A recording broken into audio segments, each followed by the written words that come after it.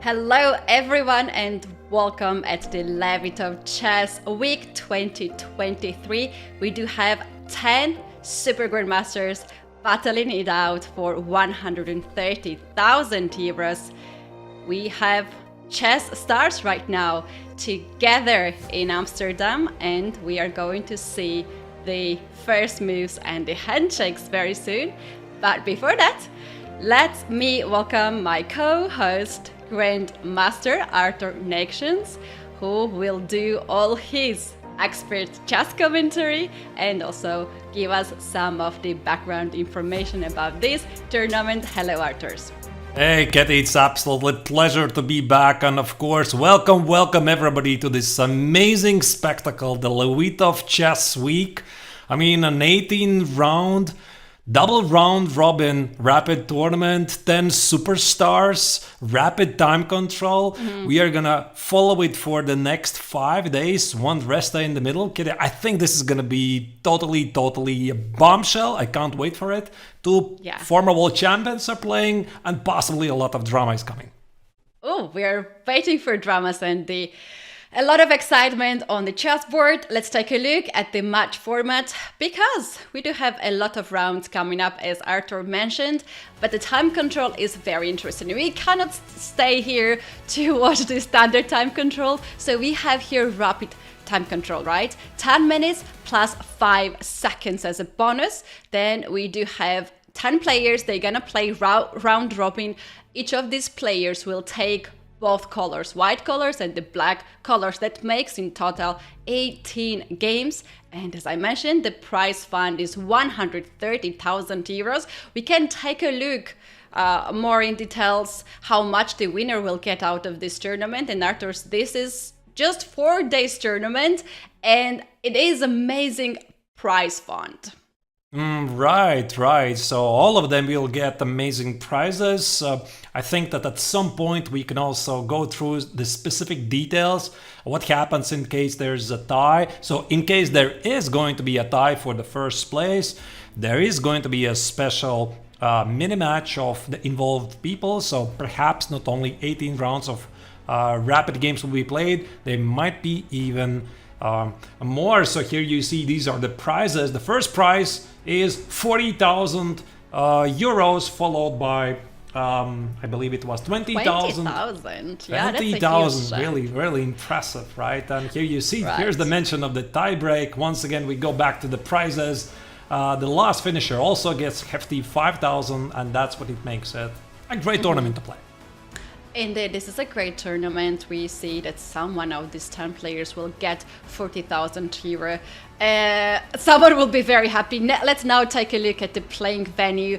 Later on, we can go through the more details, but we need to check out all these players. Some of them just traveled all the way from United States, like Wesley, so we can see him trying to be focused. We also have Vichy Anand playing another rapid tournament. His latest rapid tournament was in Germany, where he played the Rapid Team World Chess Championship on the first board, and he was shining there as usually. We do have his opponent Peter Swidler with white pieces. He was just adjusting the pieces. And Arthurs, if we just go through the playing venue, we can see Jan Nepomniachtchi with his favorite color, pink shirt. Wow, actually, I'm pretty sure, Katie, that I read that there's a specific dress code for this tournament. I mean, you're supposed to wear a jacket or a tie or something. Jan arrives in a pink shirt.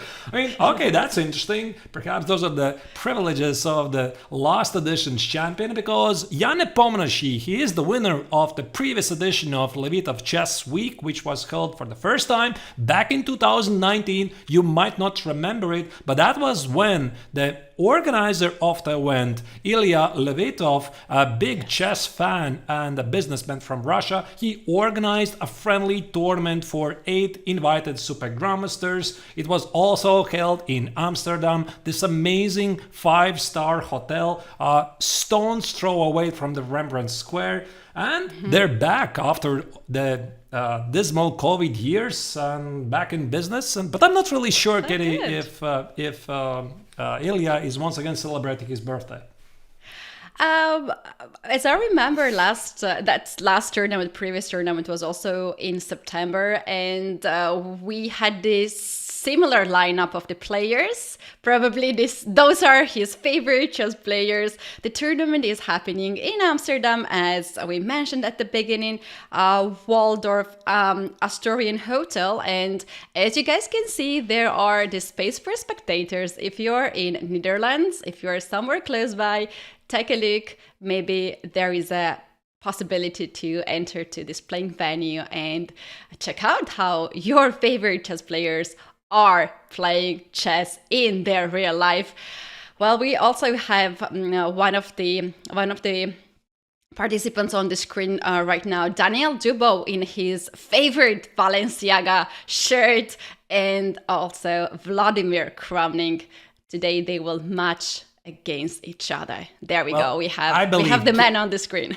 Katie, I believe any fashion questions, any fashion insights, I will leave up to you. I cannot immediately name what type of t-shirts they're wearing, but of course, I mean, Levon, even I know this. I mean, he's a big fan of very colorful, fashionable shirts. And in case you want to follow the modern trend, just follow what Levon is wearing. All right. Yeah, Levon is a big chess fashion icon. He chose to wear a blue shirt for the first round here. He always likes to shine and to get some kind of attention and distraction from his opponent. And here we can see the handshake, and we do have all the games just started outdoors. All right, Katie, you'll have to choose, right? I mean, I can choose the games we can follow. I mean, we can provide our insights, what's happening, what's the thought process, possibly. But which game would you like to follow first? I guess that's the one on the screen, right? Yeah, I think it's very interesting to keep the eye how Anand and Peter Swidler will play this match. These two players had played in Germany for the World Team Chess Championship. Similar formats, by the way, time control, and maybe we can take a look at this game. Yeah, I'll try to bring it up in a moment. Just a second. Yep, I think I've got it. Yes. For some reason. And we also see on the camera Vasily, so looking to the side. I guess he's looking at the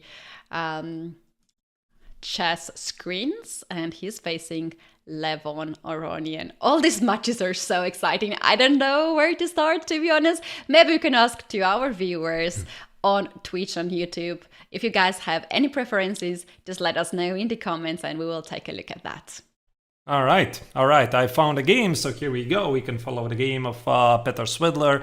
I think it's actually Peter Swidler against Vishy Anand. It's great to see both of these players in action because, of course, I mean, Vishy Anand, a true living chess legend, a former world champion, one of the most humble and amazing persons I've ever met, and absolute pleasure to see him back in action. And also Peter Swidler, right? I mean, he has never been a world champion, but he has been one of the best players in the world for many, many years. Also, often widely regarded as one of the best chess commentators, but still, Peter is back in action, and he shows that he can still play chess at the highest level, and, well, it's going to be fun.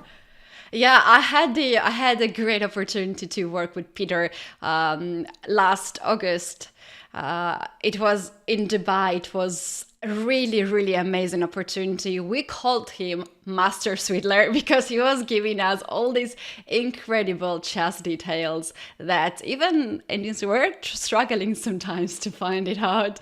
And it is absolutely lovely to see these two players right now facing each other. And we have to be honest, as you mentioned, that they have not played that much recently like other players, because they're also doing the other work, like Peter is doing a lot of chess commentaries. So this is always quite challenging to come back, right? You need to still know all this new theory and all this new fashion that is happening in chess, and you need to be in a good form, and somehow you're just missing to play chess. And I'm sure these two particular chess players, they wanted very much to play this tournament.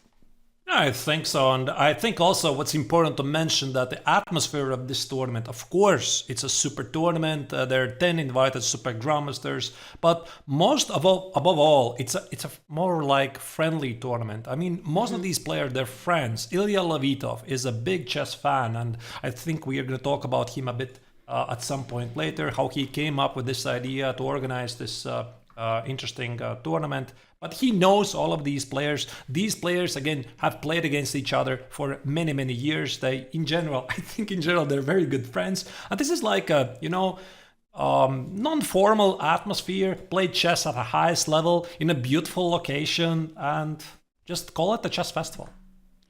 Yeah, that's true.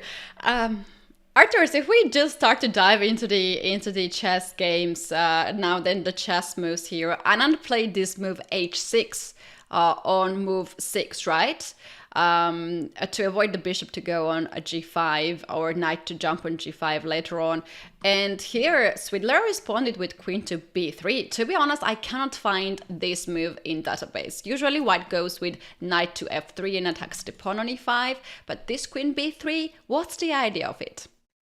Right, I mean, I would actually even go a bit even back, Getty, because this is a line where I know quite a bit because I have invested a lot of time to analyze the reverse Sicilian, which is the English opening with the black color. After bishop g to d5, yeah, that's the so-called old-fashioned system. I mean, probably Anand is going to disagree with me, and he's quite happy to play it. Lately, the systems after g3, they're more popular with the idea to play c6, d5, and knight f6 for these setups. It feels a bit unprecise, but all right, let's not delve into very scientific details. They're not really important.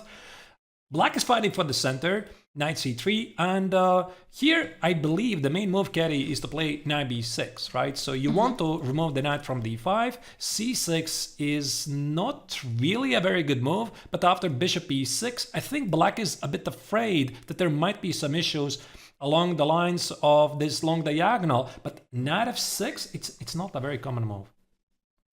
Yeah. Well, that's very interesting, Arthurs, to see this move, and maybe there was a preparation, sort of preparation. It's knight to f6, but queen b3 was the mysterious move for me there at that point. Although they have made several more moves after that. Right. I think the idea of knight f6 here is that black wants to keep the tension on the central squares. Sometimes he's thinking about ideas bishop c5, knight c6, short castle, rook e8, knight e4. But with the d3 move, white sometimes is thinking about ideas like bishop g5. I mean, attacking the knight on f6, fighting for the central squares e4, d5. And that's why this move h6, I think it comes together in one bundle, Getty, right? I mean, you retreat with the knight, and also you make sure that bishop g5 is not happening. And white plays queen b3, asking some questions, and he got the answer. Yeah. Six. All right.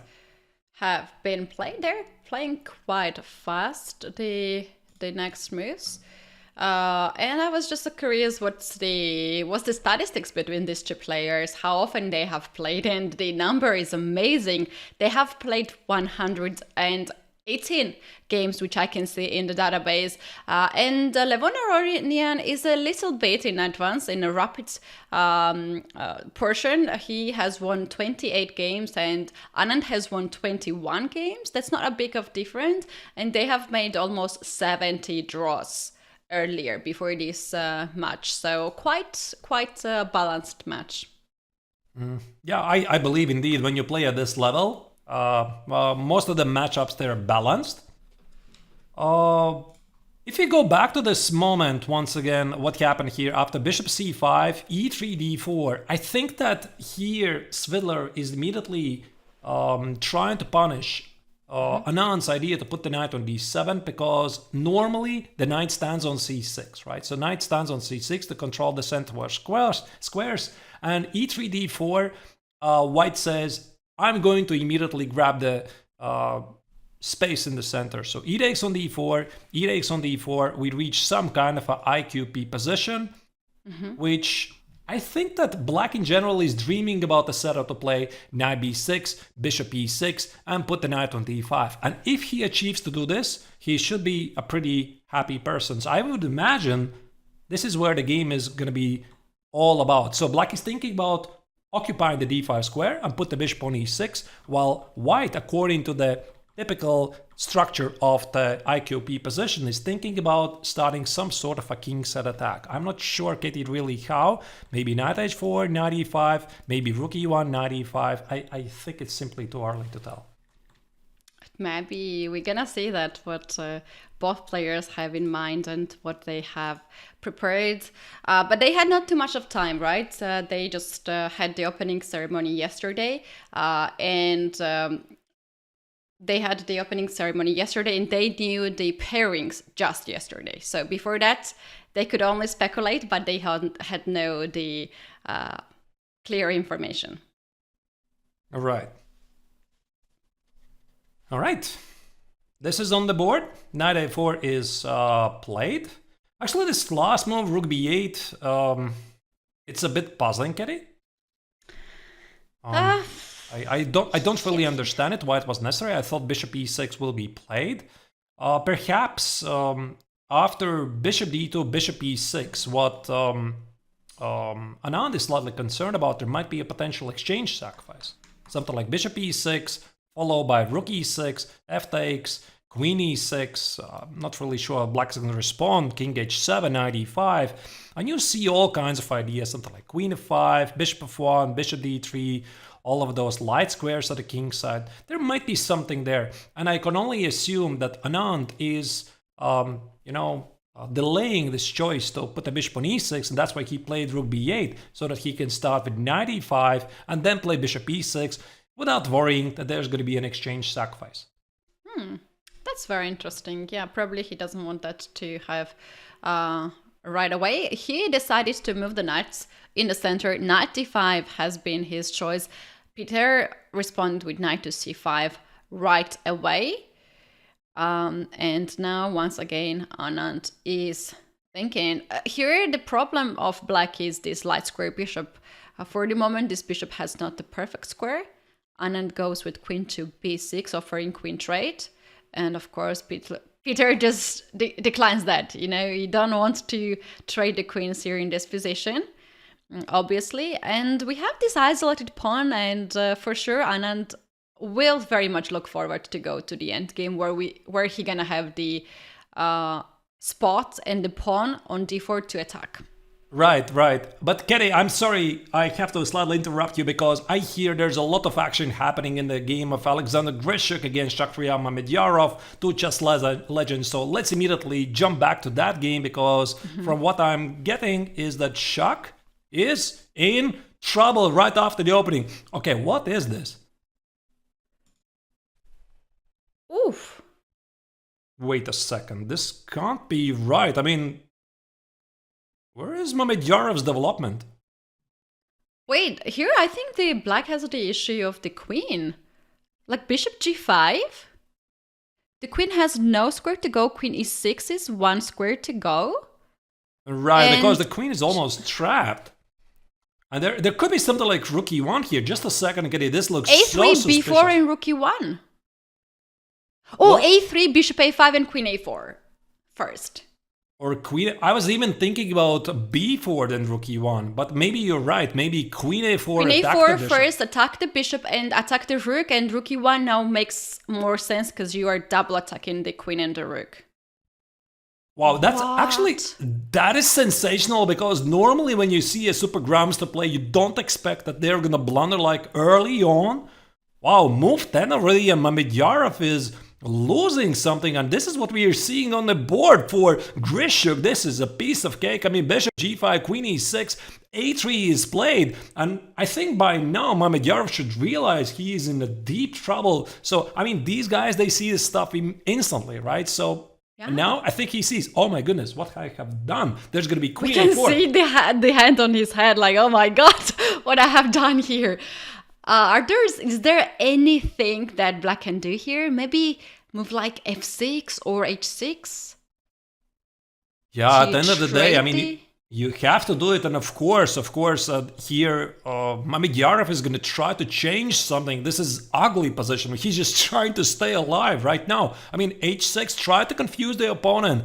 8x on b4, if I would show 8x on b4, h6 on g5, white already is up a pawn if he wants it. I mean, he could take on c5, he could take on g5. The attack is strong, but most importantly, black has absolutely no development, Katie. I mean, look at his queen side. Oh, that is so ugly position for this early stage of the game. But the good information for Shahryar is that he has to play a lot of games. There's no time to regret anything now. You have to focus on the next game. This is how this format is working. Arthurs, we're going to have 5 matches today.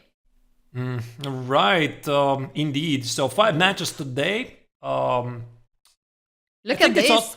I think it's also going to be quite tough for us to choose, right? Because, I mean, there's five matches between high-class players happening all the time. And we'll try to guess, of course, to choose the right game. But dear viewers, this is the rightest game. We have to stay here. This is the rightest game we have ever seen. Look at Grishuk in a white shirt, and look at his face. He's calculating 10,000 moves right now in his second.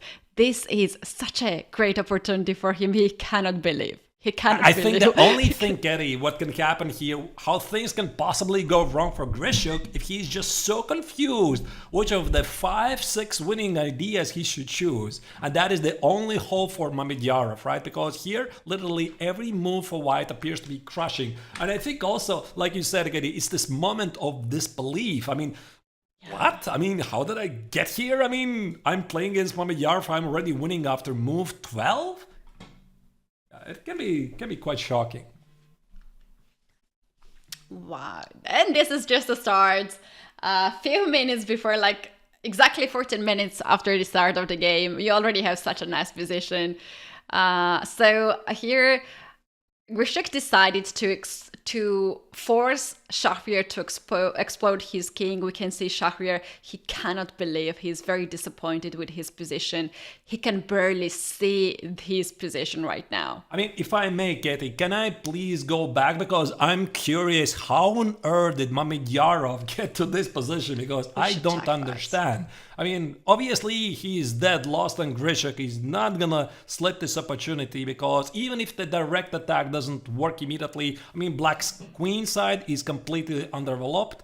But okay, let's check. Let's check very quickly. I'm curious. I mean, how do you lose the game in 10 moves at this level? All right, that's the title of a new chess book: How to Lose a Chess Game in 10 Moves. Okay, I mean, it looks pretty normal to me. I mean, so far there's nothing wrong. No. Oh, e takes on d4 is a mistake apparently. That looks so natural move though. Yeah, but it's not very logical, but that, because at the same time, I mean, he takes the pawn on d4, but he's opening up the position while white is ahead in development. It just makes no sense at all. I don't know what Mamedyarov was thinking about here. Apparently, he just miscalculated. Maybe he wanted to play here something else like bishop g4, create a pin, and then he realized that bishop g4 doesn't work for whatever reason. Maybe the same reason it is queen a4. And that's why he played c5 to protect the bishop against any queen a4 ideas. But apparently, it's already a known knowledge. Mistakes, Katie, they often come in pairs. And Mamedyarov was the last victim to this well-known truth.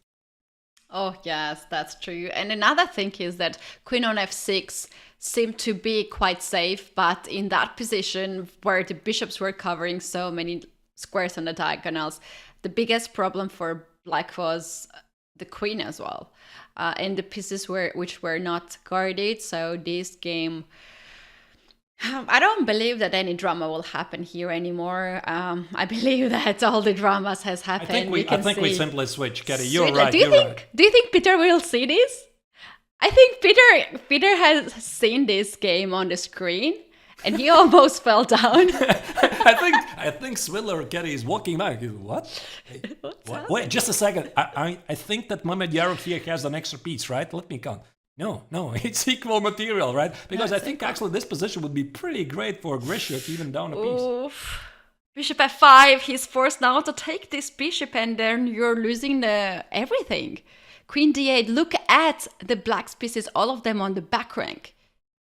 Right, and we also have an update on the first result. I mean, Peter Swidler, the game we were following in the beginning against Vichy Anand, the game has finished in a draw. There's no need to go back to that game. But Kerry, I think that we still have to select another game, right? Because this game, I think it's going to be a knockdown for the Azerbaijani superstar. He's not in this game. He's never going to get it out of this trouble. So let's just select another game. I think you can choose. We can take a look at the game of Levon Aronian and Vasily So, perhaps. All right. All the games are so interesting, actually, and then we can take a look Kramnik versus Dubov. All right. Of course, there's some matchups I look a bit more towards than the other matchups, right? I mean, I think we're going to talk about some off-screen drama that has been happening in the chess world, right? So let's talk about a bit later about this. Levon Aronian, the Armenian superstar who moved, when was this, Kitty? A couple of years ago, I believe, to United States. So he's playing against his now countryman, Wesley So. What do we make of this position? I think Black actually is pretty much fine if he positions his bishop on d5. Yeah, Black's pieces looks quite active. Bishop on d5 will look on g2 square, and also the pawn on c4. I believe this is actually a strong pawn. If White has to blockade it with the queen, it means that the pawn is very good here. If you're taking so much resources from White, preferably White can play knight e2, knight to c3. To blockade the pawn with a knight and then look for d5 square, but that's gonna take at least 3 moves, and Black has its own ideas. Queen e7, I like this move, looking to the queen side a little bit. Knight a2 is stopping queen to b4 happening. All these White's pieces right now are just stuck to stop Black's plan. But the question is how Black is going to improve the position. Is there bishop d5, g5, rook g8 ideas somewhere? Well, probably, but I think we're going to have to measure it together, Katy, because for White it's really simple. And this move, knight a2 that Aronian just played, it's an ugly move. I don't like this move, but the idea is really simple. He dealt with the move of queen b4. This was a big threat of Wesley So, and after knight a2 here, Aronian is prepared to play queen e2, knight c3, taking care of this queen b4 threat, and push the move d4, d5, and that's why Wesley feels, I mean, I gotta do this very quickly. G5, rook g8, bishop d5. If I don't do this, I'm just dead. I mean, I have to do it right now. Wow, Wesley has not waited for long to push the pawn g5, queen to h3, attacking the pawn on h6, and Black has to guard this pawn. Black cannot give up this pawn. King to h7, king to g7, make the job done, and now knight comes on c3. At this point, Black can start to bring the queen to b4, to a3, or maybe even to target d4 pawn. Rook to d8, he goes right away. You don't need to invite him for any more actions. And after rook d1, Arthur, I'm thinking maybe it's time to get this queen somewhere. Queen b4, queen b3 ideas. I mean, I think you have to do something, right? Let's try to do this rook d1, queen b4. But I could just, somehow centralize my pieces. I'm thinking about queen e3, rook d2, g3. If I can do that, Black has almost no counterplay, and this d5 threat is too big. I see the engine hates this move, queen to b4 here. I don't like perhaps Wesley's there's chances. d5. I don't like Wesley's chances here. I think he's in trouble here. And on top of that, the king is weak. Queen e3 is played on the board. I like Aronian how he's playing it out. Also, this queen e3 maneuver, Katy, it opens up the potential maneuver knight e2, knight g3. Think about bothering the pawn on f5, but most importantly, heading to h5 and f6. Oof. That's very difficult position. Vasily now choosing to close the king side. He felt too much danger on that side and he pushed the pawn on g4. So then his latest move, g5, was not so strong, that means. And at this point, we can see that Levon managed to regroup his pieces. The knight is on c3, the king side is closed, and he has very, very nice center. And maybe he will start to turn the tables. No, I don't really think so. But I think that Wesley, for the moment, is trying to survive against this d5 threat. I'm not really sure, Ketty, where he's going to position his queen. Is he going to go queen b4? Is he going to go queen e6? Because for Aronian, I don't think there's any danger. I mean, this knight on c3, it holds together everything, right? I mean, the queen side, the pawns on a4, b5. It's also thinking about pushing forward the d pawn. It's controlling the central square. It's a beautiful, perfect knight on c3, and this bishop on d5, except of just standing beautifully on d5, it's not really doing anything else, unless of course somehow black manages to open up things at the king side with something like h5, h4, g3. Then indeed we might see some potential drama here, and Aronian in trouble. That's right. I see Grishuk is already looking to the other boards. He won the game, but Arturs, let's go very quickly to the game. Vladimir Kramnik, Daniel Dubov. Something is really, really messing up in that game as well, so we can figure it out what is happening.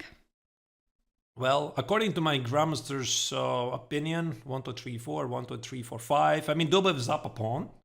This I can calculate very quickly. And the threat is rook d4. Rook d4 here, rook d5, rook d3. I think Kramnik is just dead lost. There's no chances. I mean, one of the other pawns is going to fall. And for Dubov to capitalize on 2 extra pawns, I think this is piece of cake. So not a great start for the Russian chess legend, the formidable champion. I mean, he has been lately in the news because of his stance on the cheaters, right? Maybe we are going to talk about it a bit later. Vladimir is not very happy how players are performing against himself. So he recently announced that he's not going to play on chess.com, but I do hope that he's going to change his mind. Yeah, that's very interesting statement indeed from Vladimir Kramnik, and we have seen also some of his analysis of the recent games, and I'm sure all of our viewers know a lot about that. We can for sure bring that topic later on. But Arturs, if we just, of course, they are playing very fast, but I can tell you exactly when the blunder happened. It was move 27. And Vladimir Kramnik, at that point, he could not hold that position anymore, and he decided to give up the pawn right here. Bishop to h3 was the move that he played, and rook h4 was here Dubov's move of choice, and they traded the pieces, went to the endgame, where Dubov has risk-free position. All right. So, yeah, maybe indeed he blundered at that moment. Either way, not a great start for the formidable champion. Dubov, of course, he has been playing at the highest level for many, many years. I think he's still missing, Ketty, the secret ingredient which makes him a regular member of the 2750 club. He has a superb preparation. He has worked with the formidable champion Magnus Carlsen already for, I believe, a couple of years. He has an amazing ideas in opening theory, but something is missing, right? And actually, sometimes I draw a comparison to Dubov. Oh, there you go, knight g2 finishes the game. Sometimes I draw the comparison of Dubov between Jan Nepomniachtchi, because also Nepomniachtchi some years ago was incredibly talented. He was playing incredibly fast, but he was like unpolished diamond, right? And then, as the history showed, that he eventually became a world championship challenger twice. But 2 times. While I'm talking, Dubov on the game. Yeah, Dubov is on the game. They are analyzing the game. They are just going through the variations. I hope we have a microphone there to hear them talking. But this is something quite unusual that we don't see very often, that we have a decisive result and players are still sitting and talking. Meanwhile, Jan Nepomniachtchi, unpolished diamond, as Artur said, won his first game against Boris Gelfand. We can see him setting up the pieces, and after the World Championship match, he also got the tattoo on his right hand. Maybe some of our viewers know about it, maybe some of them don't know about that, but it was connected to the World Championship match. Arturs, we have one last game in progress. This is Levon Aronian, vastly so. We need to dive in more in this position. All right, and Aronian appears to be having a winning position here because he has, what is it, one extra pawn and the black king is weak. Yeah, I kind of have some regrets for him that he pushed this g5 and g4 very fast, and now he's the one who has to guard the king. Daniel Dubov was observing this game and he just laughed, and we can see Levon is very comfortable to give all these unpleasant checks to Black's king, and at some point he will find the final blow, which will win his position. Or Arthur's maybe just f5, f6. Anyway, we were just that's a slightly resignation. behind. We had resignation from Vasilisa. Wow, I mean, 4 decisive games out of 5. I mean, that's interesting, really. I think it also sets a very interesting tone, Kitty, that boring chess is not going to be a frequent guest of this tournament. No. A lot of unexpected blunders, so to speak, because again, the time control, dear viewers, is only 10 minutes plus 5 seconds. This is more or less a friendly tournament, although these are super grandmasters with a very, very serious prize fund of 130,000 euros. Right. Let's perhaps summarize the results of the first round, Kitty. Yeah, that's a good idea. We can see another board they have stayed and talked a little bit more after the game. You guys, today we're going to have 4 more matches coming up, and we have 10 Super Grandmasters. Please do let us know in the comment section of Twitch and YouTube, who do you think gonna win 40,000 euro and the tournament? Who's your favorite? Just let us know. And while we do have Arthur's 4 decisive results, we have only 1 draw. That was the game Peter Swidler and Vishy Anand, and the winners are Daniel Dubov, Grishuk Alexander, Jan Nepomniachtchi, and Levon Aronian. But this is just the beginning, and those who have not scored any point, Vladimir Kramnik, Shahir Mamedyarov, and Boris Gelfand together with Vasilisa, they have to start to score the points, and this is just the beginning, Arthurs. Right, absolutely. And then the next game is going to start, I believe, in 15 minutes, right? Because according to the tournament schedule, every round runs for 45 minutes. So in case you are curious, when it's going to be round 2, 3, and 4, today we play 5 games. And so the next game starts in 45. In 15 minutes. That's right. 45 minutes, exactly. So it's really simple math. We are going to take now a very short break because we want to come back way before the next round to check out the playing venue and also to speculate a little bit of the results of this second round. Guys, don't go anywhere. We have just started.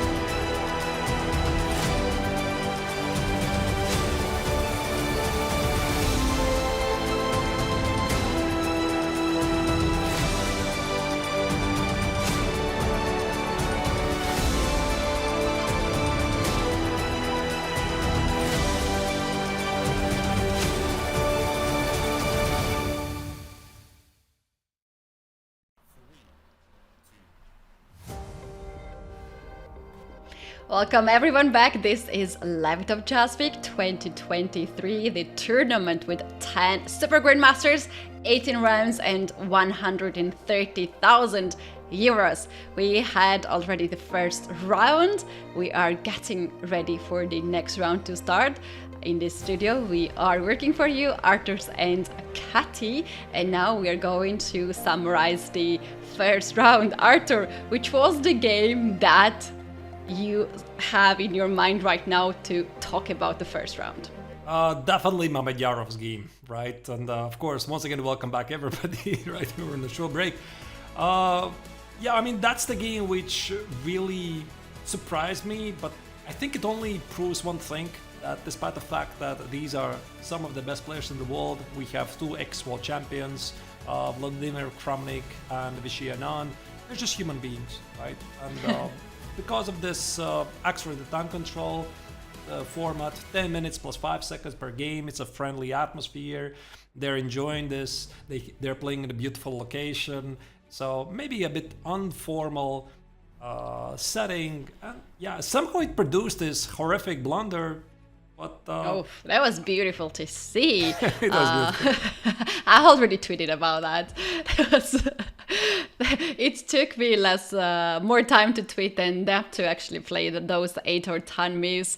That was incredible blunder, and also very thematic tactics. A lot of pieces were not well guarded, and Grishuk felt that. We could see him on camera that he felt, and he used the moment. He gave no chance to Shahriar Mamedyarov. Shahriar, we saw he was quite upset. He has to rest now and focus for the next game to start. They will not switch to color now. They will just continue to play against each other. They will switch to colors later on as we have 18 rounds.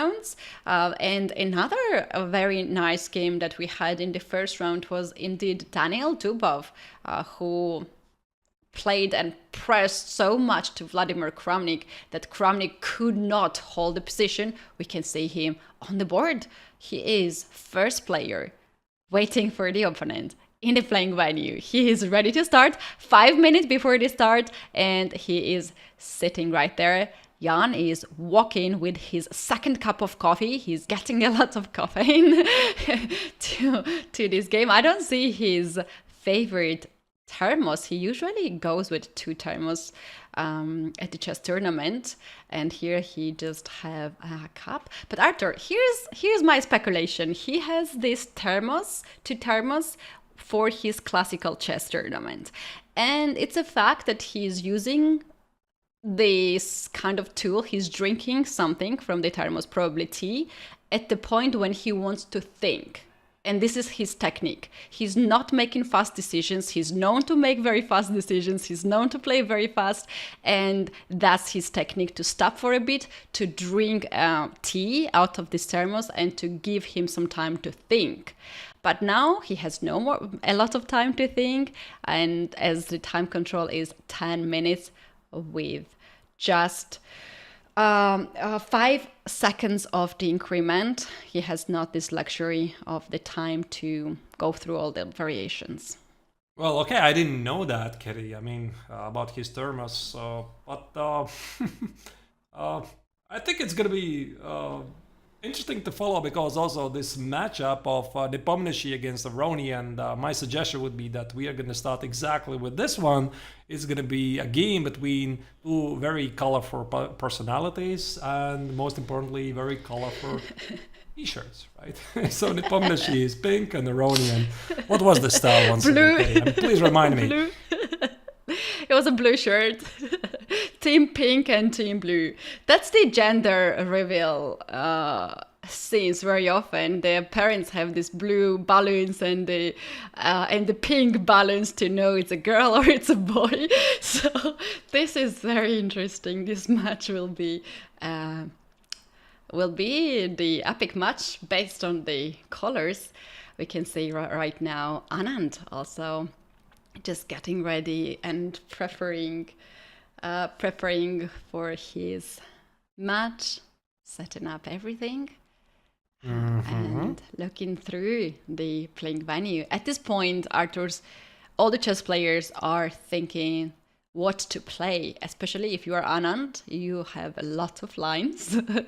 I wonder actually, Katie, how their preparation goes. I mean, really curious, because usually when you approach a tournament, you have some sort of a strategy. I mean, you devise the openings you're going to play, because nowadays the players are not playing only the same systems. I mean, they're playing pretty much everything: E4, D4, C4, Knight f3, with black, all kinds of ideas and setups so that they can surprise their opponents. And usually at the high level, they prepare some specific schemes for the tournament. For example, the idea we looked at what Swidler played against Anand. Maybe he's going to repeat it again.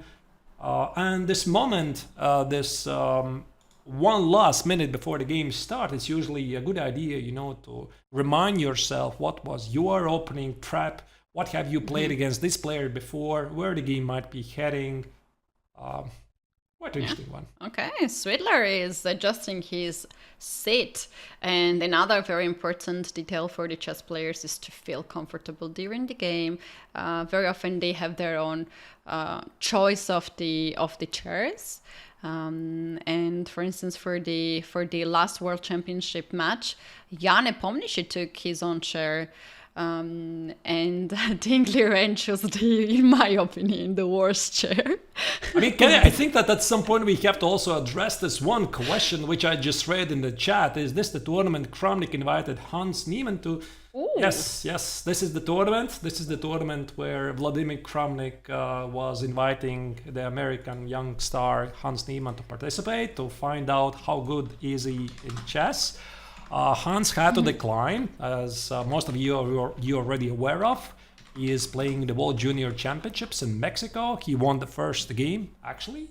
So, but he's going for title. I think that their issues are still unresolved. So I look forward to see them coming to peaceful outcome. Oh yes, hopefully. We like chess dramas indeed, but this is quite serious topic.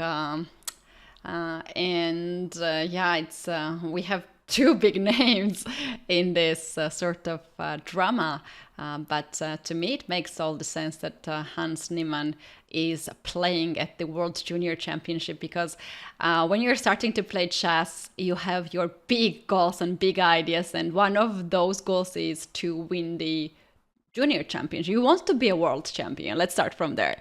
So I'm sure they're going to have a chance to play over the board. I'm sure with that. I'm certain with that. Maybe perhaps a match would be so cool to have between these two players. But Hans Niemann wants to win the world championship title. And I'm sure he trained for that. And he did not change his plans. And I can agree personally. I mean, I actually kind of regret that moment, right? I mean, if he would have been here, I would love to follow. I would love to follow some games, really, and some heated discussions. But yeah, I mean, I'm sure we are gonna get them at some point later. That's right. But Getty, which game are we going to follow? My proposition is we follow the game of Nepomniachtchi against Aronian. That's a very good choice. Let's start with that. All right, and since we have them on the screen, what we have here is Sicilian Taimanov. Aronian plays this slightly neglected defense, one of the Sicilian variations. I mean, of course, the Sicilian Najdorf is the more popular system, but I do believe that Sicilian Taimanov is also a pretty good one. And there you go, Katie, G4. That's the modern trend, and I think that Nepomniachtchi just brings all the knives out and he says, "Let's have some fun." Let's do this. We all like to see G4, G5, H4, H5 kind of views. And that brings us a lot of joy, a lot of excitement. Aronian stopped right away with H6 and says, like, you go no more further. And Nepo goes H4. Now Aronian is looking for G5. He cannot... Jan cannot push G5 anymore because the rook on H1 is hanging. So for the moment, Jan has to stop and hold on the king side. If I may, I'm going to go back for a moment first, right? Because I would like to still explain a bit this moment of the history of this moment of G4. So bishop E3. This is the start of the so-called English attack, which is often considered to be quite a dangerous weapon against all kinds of Sicilians, most notably the Sicilian Najdorf. White is thinking about playing f3, queen d2, long castle, g4, g5, and the idea that you position the king on the other side where your opponent is going to do it. Because normally black castles the short way, you castle the long way, and this often produces hostilities on the board. So after a6, g4, the idea of this move has evolved thanks to the development of modern engines, and white very quickly grabs space at the king side while not yet defining the setup, because he could still play queen d2 Ketty, but perhaps white also might play something more conventional like f4, bishop g2, and even play short castle at some point. Oh, that's interesting. But do you think that we're gonna have here some very exciting kingside attack, or we might just have this game going a little bit slow down?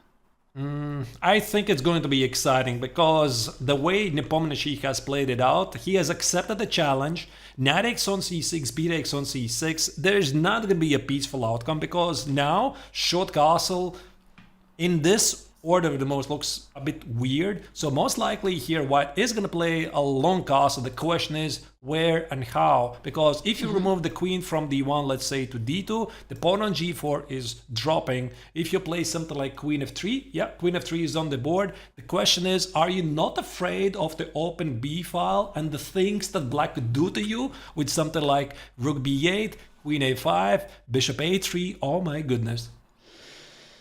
Oof, I like that position. We might see a lot of sacrifices on the both sides of the board. On the queen side, for sure, black has very good initiative. On the king side, white has already grabbed so much space advantage. And Arthur, these two players, they have sort of history that we don't know who's the favorite in this match. Jan Nepomniachtchi is a bit stronger in the classical segment. He has won 5 games and Levon has won 2 games. But then when it comes to the blitz and rapid time control, then Levon is the one who is in advance on the score. So this is quite imbalanced match in my opinion. Right, castle exclamation mark. Okay, unbelievable. So white plays the most logical move, long castle, and the system says this is a great move. I think actually the way white played out, it's the only move really. So queen a5, Levon says, let's do it, baby. I mean, rook takes on b2, bishop a3, queen takes on c3. He's thinking about all kinds of attacking ideas at the queen side. So if I'm Nepomniachtchi, I'm thinking, can I get the bishop on b3 pronto? Ooh. Can I do it, by the way? I'm not really sure. Bishop to c4 to cover. Oof, rook to b2. Yeah, I think it could work because once again, after bishop a3 check, king b3 runs into hello there. Queen b4 check, king a1 is a mate on c3, and here you just play queen takes on c3, the bishop is hanging, and I think it's just an oopsie moment. Yeah, it's just bad. It's just bad for white. But I'm sure that Nepo is not going to miss this. All right, what else then white can play? It's not so easy because black has a very clear threat. Maybe g5, you know? Maybe g5, Kerry, because one of the ideas while white plays queen f3, I mean, if you go back a couple of moves here after white played queen f3, once again, it not only serves the purpose to open the way for the white king, it also protects the rook on h1. So clearly an idea like g5 could happen. The only thing I slightly don't understand, why did not play g5 immediately? Not really sure, but this probably is a part of the prep. Yeah. Arturs, let's ask our team to bring the big screen on the big video on the screen, because we can see that Jan Nepomniachtchi is with his hand on his face. Is he memorizing some lines? Is he Maybe worried he's that sleeping. something I went don't wrong? know. No, he's memorizing. All right. Bishop to f4. That's his move of the choice. He's attacking the rook, and the question is, like, we anyway wanted to take the pawn on b2. Now what's the difference? Can black still take this pawn on b2? Yeah, but now the queen on f3 protects the knight. So I think that what Nepomniachtchi did, he completed two tasks at the same time. He defended against rook takes on b2 because now rook takes on b2, king takes on b2, bishop a3 check. You see, simply not working because white is going to play king a1 and the queen on f3 conveniently defends the knight on c3. At the same time, bishop f4 move also attacks the rook on b8, and after something like e5, most likely this is what's gonna happen. Bishop g3, white wants to get the bishop on b3, close the b file, and they do something good at the center with something like e5 or g5. I'm not really sure. Oof, that's gonna be a lot of drama on the board now. We can see Levon is considering a lot of moves. e5 looks very logical move to me to counterattack the bishop. And not only just move the rook away, but also to win some time. And then to perhaps develop the bishop, maybe bishop to b4, to attack the knight. There are also sometimes the ideas like bishop a3, which might work, but not necessarily in this position. I think Arthurs would choose the best game of this round. This is the most tense right now. I think so too, indeed. But I think at some point we also are going to have to jump and see what's happening elsewhere. Here, Katie, I tried to figure out if e5 is a good move, and that's why also Aronian is thinking probably he's out of the book. Because look at this, Katie. I mean, after e5, bishop g3, there's one move which really catches my eye, and it's the move d5. Maybe it's a suicide move, but I'm attacking the pawn on g4, and I'm thinking about taking over things in the center. So think about something like bishop e5, bishop g4, and try to calculate these hostilities. I mean, I guess... Oh my gosh, it's too early, Arthurs, for this position. Probably. It's too early. Right. Too many things are happening. But I love it. I love it. When you play Sicilian, this is all you want to have with black pieces, you know, to have some chances to attack the opponent's king. e5, bishop to g3 has happened. And once again, it is black to move. Should we expect d5 here? Actually, e5 is marked as an exclamation mark. d6, a more careful move, but with the same idea, right? Once again, black is thinking about bishop takes on g4. The only thing I'm not really sure is that this bishop on f8, Katie, now it cannot join the attack with bishop b4. So I was looking at this position for a moment, and I was thinking, can black do kill two birds with one stone, basically? Play bishop b4, develop the piece, attack on c3, and only then play d6. Apparently not, and Aronian chose d6, but that you know, Arthur, what I'm thinking, maybe it's good to have this bishop on f8 to guard the back rank, because white will not stop himself but to push g5. He will push g5 at some point, and after trading the pawns, white will have this open h file. And if there's no bishop on f8, then black will worry about the back rank, rook h8 checks and so on. Maybe he needs this bishop to protect the king and also to protect d6 pawn. As a Sicilian player, I was always struggling with the bishop, dark square bishop, who was looking for to d6 pawn all the time. I thought it was a bad bishop. Then I tried in several positions to trade this bishop. It was a nightmare. And then I understood it's better to have this bishop on the board because it puts pieces together. It guards a lot of weaknesses that black has in these positions. So we can see these two players. I read in our chat that Jan is drinking tea, not a coffee. Such a peaceful position, right? I mean, such a peaceful position to drink tea.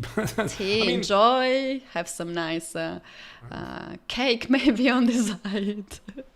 Not really sure what to make of this. Yeah. So probably b3 is going to follow, and perhaps something like bishop e6, because I guess g4-g5 threat is quite serious. So I would expect something like g5, h takes, bishop e6 looks quite dangerous. I don't know, most likely black plays something like knight e7. Wait, Arthurs, he goes g5 right away. He's giving up the pawn on b2? Let's get the chessboard back. Oh, wow.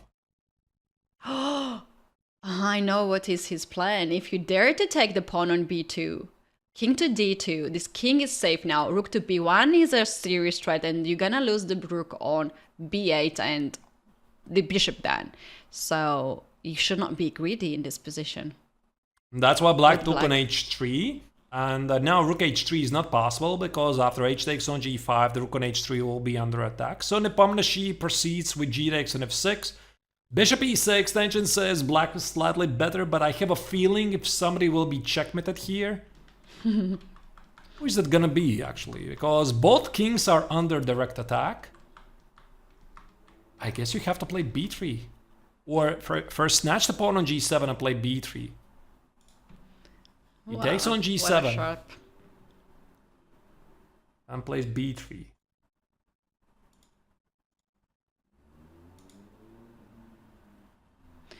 Indeed, very sharp position. I was just wondering if this is still a theory or they just came up with these ideas and it's just a good preparation. Yeah, but I think, Katie, that in general this is like... obviously, it's a very deep prep. I mean, I'm not really sure when it finished. Nepomniachtchi knew the idea, apparently. This queen f3, long castle, h4, g5 somewhere.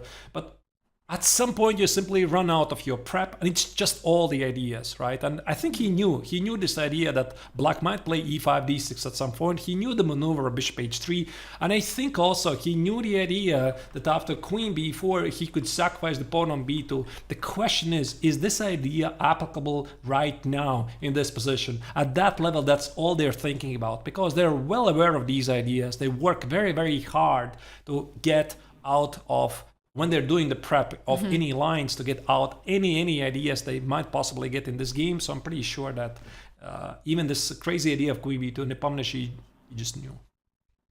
He just knew for sure. b3 now is on the board, and h5. Levon stopped the attack, and now it's Levon.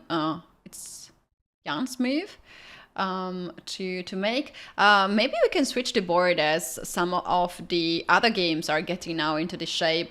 Wesley So has some difficult times against Peter Swidler with white pieces. All right. And we can take a look at that. Well, I think that Wesley is simply worse. I mean, I don't even need to look at the evaluation bar, which clearly shows that black is in charge. I just see what's happening on the board. Here, black has very healthy development, a beautiful bishop on b7, well-positioned pieces, the rook on e8, rook on c8. He's thinking about ideas like knight e5, knight b4, maybe tickle a bit this pawn on c2. At the same time, it's not really clear what white is doing. White is dreaming about some scenario to play knight g3, knight f5, get the knight on f5, and remind black that you might have some issues with your king with something like queen g5. But to be honest, Katie, it just looks so slow, and better looks in a great shape here.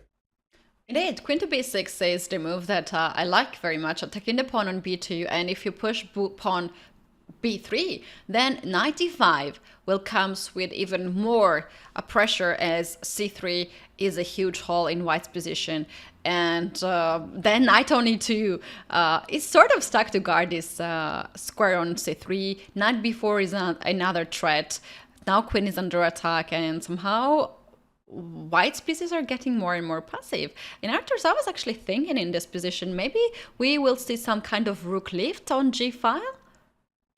He decided. Yeah, but queen f6 happened. I just love this move, kid. I mean, this just shows such an amazing skill from Swidler's part. I mean, look at this, because you would normally think when your opponent plays queen b6, I mean, what's he doing? He's attacking the pawn on b2, right? So obviously Wesley responded with b3.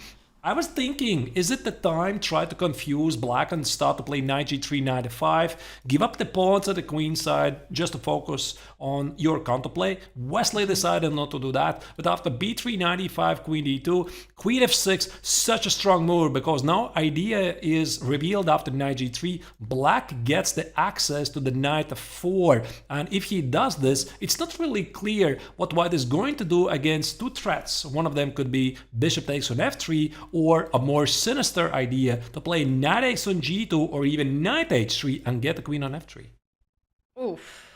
That's scary. That's scary. Knight to f4 already creates serious deadly threats. Knight g2 to open up this big diagonal is something that you don't want to blunder for sure. Although here Peter is thinking what is his next move. Knight f4, h5, h4 is another thing that you can do here when your knight is that active. Somehow Peter is still taking his time. Do you think he's considering another move here? I'm not really sure. I think that knight f4 he already wanted to play in a heartbeat, but apparently he is double checking something. No, knight f4 is played. Right.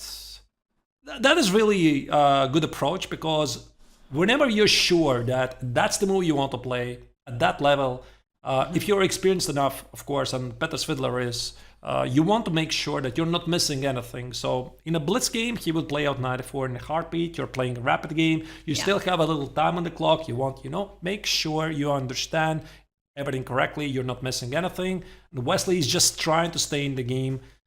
Knight e1. I guess. You don't want to suffer the same game after queen e1. Oh, wait, queen e1 is threatened with a mate on e8. Threatening checkmate. I'm a bit surprised why Black decided to give up the control on the back rank. For sure, there was the idea is like to keep the rook on d8. Yeah, but now I think Peter's advantage is gone, because if White will get to play something like f3 to close this monster bishop on b7, play knight e2, trade in knights, and put the knight on d3, Wesley still could even take over the game. And Black should organize something at the king side pretty quick. Something like queen g5, threatening to win the queen with knight h3, the queen on d2 is under attack. Maybe queen g5, h5, h4, h3, open up the diagonal. Like you said, Gary, I don't like that he traded those rooks, right? And if he would go back a couple of moments here, this moment, so rook e8, rook e8, rook e1, do you really have to trade? No, you don't have to. Here's, I think, what happened, Artur. After rook e1, very likely Peter was considering queen to e1, because this is so logical move to threaten checkmate. And then Svidler had probably king f8 kind of move, or h5 move prepared. And then he's keeping this threat on the board, knight to g2. However, when Wesley played knight to e1, now all the threats are gone. And yeah, his next move was also a bit slow. He took some time to think of this queen to e1, e5 move.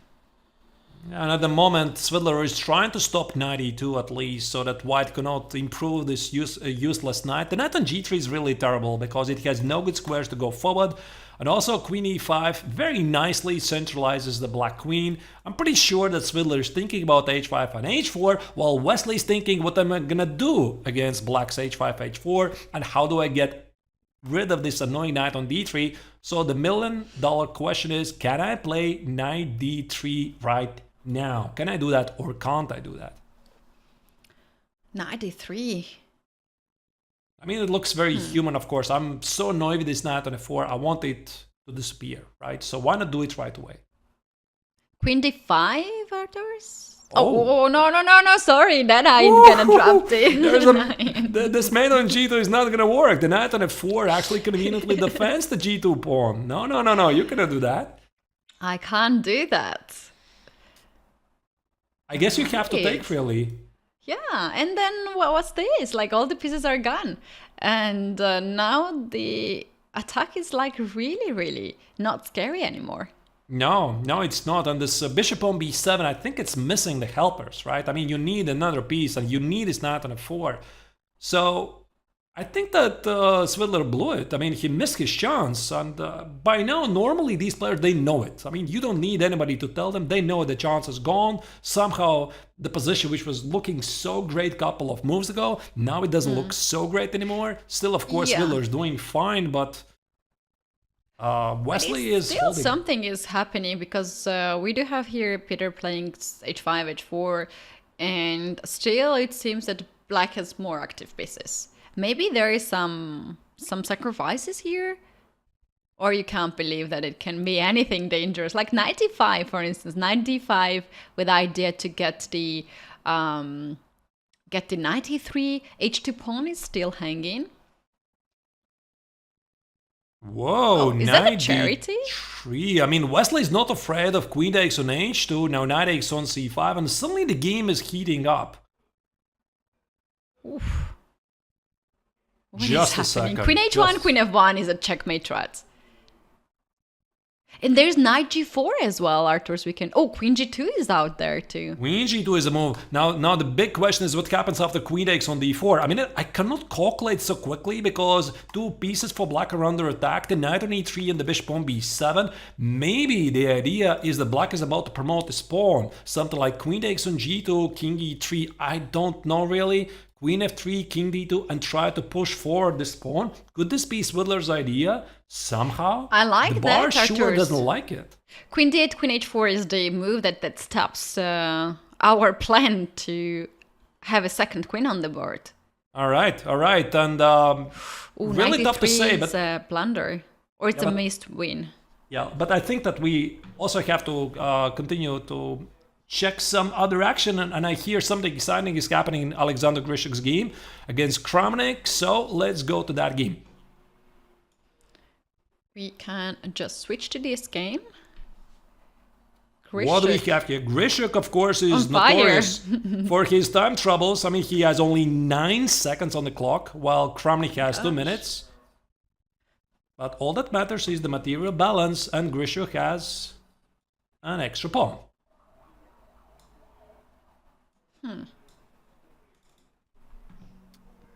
All right. So what do we have here? Here you see the clock. I mean, 9 seconds for Grishuk, but in case you think Grishuk is worried, he's not worried. I mean, he's doing this for pretty much entire his career. He's notorious for playing games in time trouble. H4, this move slightly puzzles me, but I guess he wants to give more space for the king, so that just in case he's not missing any back rank mate ideas, check ideas.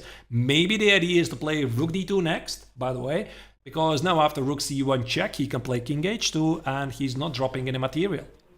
Oh, Swidler, by the way, just won against Vasily Saw. So that game that we were just analyzing, something terrible happened to Vasily. Right, so this 93, yeah, I think we could revisit this after the games are finished. We could go back at that moment and check what happened, but apparently it was this 93 moment which really unsettled the American super grandmaster, and he just blundered something right away. Oh, Arthurs, we have to go right away. Nepo, Aronian. I think Nepo is struggling with his queen. And his queen might just be gone. If you play here, queen to g7, rook to b to g8 will lose the queen. You have queen f5, move here, bishop e6, I'm chasing your queen, you gonna lose your queen, rook to g8 now is checkmate. Game over checkmate for to queen. the queen. That's it. You could see Nepo, she's so unhappy. How on earth did I blunder this queen? So the queen is gone. There's an attack. Handshake, there we have. That's a resignation. Wow. He's so shocked. How did he drop my queen? Well, there you go. That's a lot of shocking gestures from both players, you know? Yeah, clearly this time control produces some blunders. This is the look at this moment. It's so nice to see these two players analyzing the game. Actually, what you mentioned, Arthur, earlier about this atmosphere here, we don't see these players talking after the game that often, but here at this tournament we can see that happening. All right, let's focus on this game. Grishuk against Kramnik. His pawn is gone. Yeah, now it's quite interesting because a couple of moves ago, Katie, it was Grishuk who was being up a pawn. Now it's Kramnik who is up a pawn. So Grishuk gave up 2 pawns in a very short time frame, but he is getting 1 back. And there's a very, very annoying pin for black at the d file. Now the question is, can black do anything about it? And he plays 5 seconds, 95, and now 3, Grishuk has to calculate on 2. seconds. He had 2 seconds, Arthur's. Wow. There's in bishop 2 seconds, e6. I would lose the game in like 2 times. There's bishop e6, knight f7. This game is suddenly so wild and you have to calculate it very, very quickly. Rook d5, capturing the bishop. And I guess rook f3. Yeah? Or rook a5. Guard the knight on f3. I think this rook is... a5 is fine. Yeah, this is looking to be heading to a draw because there was this moment of complete madness, right? King takes on f7, rook takes on b5. I think this is going to be a draw, and draw is agreed. Draw has been agreed. We had a lot of ups and downs in this game, and a lot of also bloody tactics on the board. So they are analyzing the game. We still have several games in progress. So let's now go to the next game. We have actually one game in progress. Dubov against Gelfand. I think... Oh, I'm sorry. I've clicked the wrong game. So indeed, Dubov against Boris Gelfand, the only ongoing game. I guess White is playing for the win because this pawn on a6 is just 2 steps from becoming a queen. So you're thinking something like queen c8, queen b7, a7, a8. But Black is thinking also about e3 and organizing a counterplay at a king side. Now the question is, can White make any progress? So draw is the likely outcome, but still, if I'm here with White, I'm definitely looking for ways to press on. Indeed, we can see Vasily very much focus on this game. Queen's on the board and White is now repeating the move. You can get some extra time with that. And now queen to b7, e3 has happened. Can I take queen e4? Queen... Yeah, but your pawn is going to be dropping. Oh, wait a second. But then I'm going to take f pawn as well. Yeah, sure. No, but Black plays g6. Black is going to play g6. Your idea, Kitty, was if king g8, queen e3, queen a6, queen e8, queen f7. But this is not going to happen. It's just a draw. So 3 pawns versus 3 at the queen side. No weaknesses for none of the players. They know it, and that's a friendly draw. That is a draw, and we can conclude this second round as well. But Arthurs, we're not going yet. We have to check out what happened in the game of Vasily and Peter Swidler. Shall we bring the board on the camera? On the screen. Absolutely. Let's do that. And as you can see, this pawn on h3 indeed made a very, very splashy entrance when we left it. Where was this? Let me go back. This moment, 93, right? 93 again. I just could not calculate very quickly what happens after queen takes on d4. Queen takes on d4, I understand it was apparently here the only move for White to stay in the game. After queen takes on d4, the engine says knight takes on g2, and this is somehow an equal position. Well, fine if you say so. Knight takes on b7, h3. Now this pawn on h3, Ketty, looks like a monster. There's knight f4 check. Either way, here it was Wesley who felt the heat. He took with the knight on d4. Apparently it's a big blunder, and he simply missed the idea of, again, knight g2, knight takes on b7, knight f4, and a simple queen trade, and this pawn promotes. Oh, that's just happened in like 3 moves, where Swidler won the game with black pieces. And actually it was quite nice day for a round for the black pieces. We had... Oh, that's actually a very beautiful move too. Let's now take a look at the standings and check out who are the players who has the perfect score 2 out of 2, and who are the players who still needs to go and score. This player who has still 0 points is Vasily, so he needs to come back stronger in the next round. And the player who has 2 out of 2, this is only one player, this is Levon Aronian. He won both games. And here we have 3 players, Dubov, Grishuk and Swidler, just half a point behind the leaders. This is after 2 rounds. Results. Right, and 3 more games are going to follow today because they're viewers. The schedule of the tournament is as follows. I mean, they are playing out at 18 rapid tournament, 18 round rapid tournament, double round robin system, 10 invited players, 9 rounds twice. They're playing against each other twice.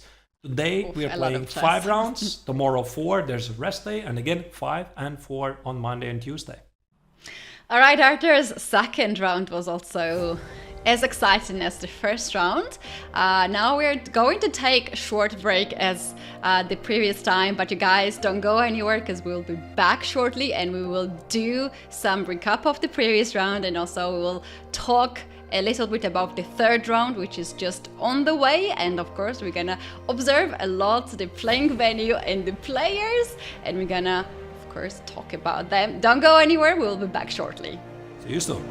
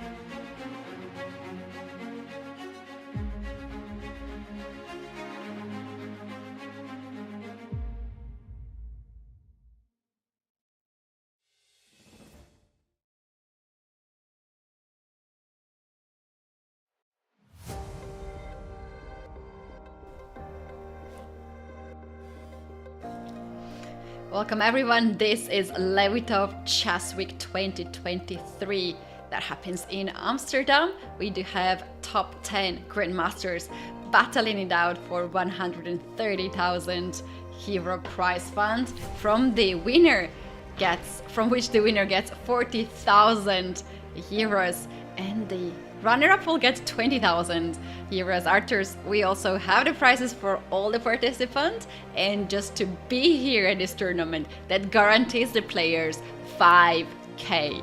So that's the 5k's for the last place, but more you score, more money you get. You guys, this is only 4 days event and the prize fund is pretty amazing. This is the second edition of Levitov's Chess Week.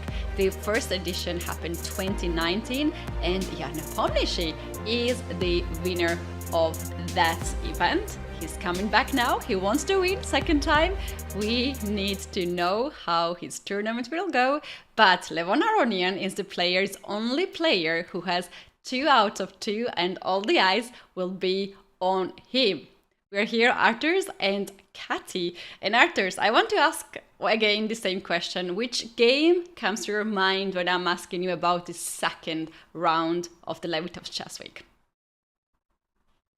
Oh, very good question. I think probably the award goes to Svidler's game against Wesley. So yeah. I thought you would still say this Shahriyar's game against Grishuk, because that's something that got stuck in my head.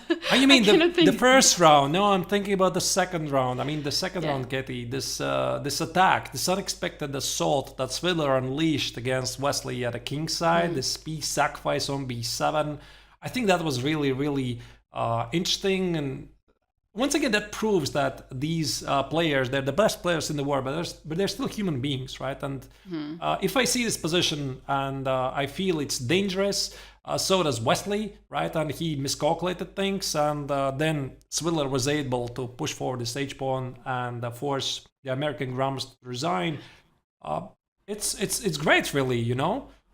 But we have still 3 more rounds, right? And if we would have to select a game that we are going to follow, my money would go on Aronian's game against Daniil Dubov. I think this choice is fairly reasonable because, I mean, Aronian at the moment is the sole leader with 2 points out of 2, and Daniil Dubov is one of the people who is in the hot pursuit. That's right, and Dubov, even though he just made a draw in the second game, he had the better side of the board. He was the one who had an extra pawn, who was pushing the most, but then it could not improve any better, and he had to agree on a draw. Some of the players are right now in the background. We can see Galfand is out there. There are also some of the chess fans that for sure the players are giving the signature and perhaps even taking some photos, and they have a lounge. So the players have this break, 10 to 15 minutes, and they are taking this moment to chat a little bit, to rest a little bit, and to prepare for the game. And who's the first player who walks into the playing venue? Arthurs, what do you think? Is it Anand? Is it Shahriyar? All of them are coming. I have no idea. Maybe it's Mamedyarov. I see from afar he's the closest one. But since we're talking about Levitov Chess Week, I think it also makes sense to mention the idea why Ilya Levitov, the Russian businessman, and actually he was the former managing director of Russian Chess Federation many years ago, still quite interesting fact.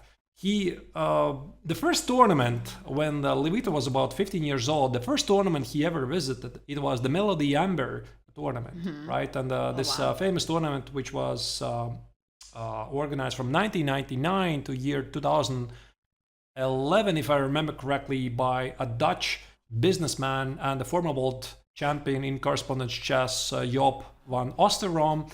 This is where formed Levitov's love for this format, to play in a beautiful place, play in a friendly atmosphere, engage with the viewers, play in suits, have some nice gala, etc. And well, I can wholeheartedly agree, right? It's great to play in such conditions, and that's what made him the idea, which brought him the idea to organize this tournament for the first place back in 2019. Now he is doing it again, and hopefully more tournaments will follow in the near future. That's right. Seems like the pandemic was one of the reasons when this tournament stopped, as there was a period when was the break, and hopefully we're gonna see more and more chess sponsors into the game who are crazy in love with chess, and they want to organize a tournament and give such a great opportunity to the players to participate and also to earn some nice money, and to us to witness all this, and to all the chess fun. This is a paradise. We have all these great chess players and we can see them. For those who are close to Amsterdam, you can check out the location as well, and go and check out the players really, really closely and see how they are playing on the board. And yeah, we can see all these top chess grandmasters getting ready for the third round to start, and we are expecting any second to start this round. Right, indeed. So the game starts every 45 minutes. I believe it's about to give a green light. There you see in the background, Aronian is sitting to play against Dubov. That's the game we are going to start with. At some point, of course, we are going to try to remember that there's 4 other games happening at the same time. We're doing our best to choose the most interesting matchup, but of course you never know. But of course, dear viewers, you see something interesting, exciting, you want to drop us some deadlines, do it. I wanted to say, as we have this camera running on the screen, and we have also these fancy shirts. Arthur, if Aronian wears one of the shirts that he was wearing back in the World Team Rapid Chess Championship, we were teammates, and he was using the t-shirt which is connected to the Amsterdam. In a way, very fancy shirts. I'm gonna give you, just remind me that maybe perhaps every day when we have his fancy outfit, and I'm gonna give you really spicy information of his t-shirts, and a bit naughty too. So looking forward for that day. I hope he will use that one shirt. Yeah, let's now dive into the game. This is the game on the screen. Do you think it will be very sharp, or do you think they will go easy on each other? Well, I mean, Kete, this is something I quite love from the white's perspective. The Morozzi bind against the hyper-X-rated dragon. The hyper-X-rated dragon, it has a rather, if I dare to say, a shady reputation at the highest level. And the Morozzi bind, this pawn structure, the pawn on c4 and e4, they're like 2 horns at the same time, whose sole purpose is to stop any breaks in the center, because any player who has played Sicilian defense, any setups at some point, you'll know probably this mantra that if you're playing the Sicilian defense with black, you should be looking for some typical breaks. They're either d5 at some point or a6 b5. And Morozzi bind in this regard appears to be quite an annoying weapon, because white is trying to squeeze the life of black and just choke the life out of him, right? So this idea of putting the pawn on c4, e4 looks pretty standard. But the move knight c2, Kerry, if I may go back a couple of moves, where was this? This move d6. Knight c2, this, I don't think this is the best really. But once again, Aronian definitely has different ideas here. So who am I to judge?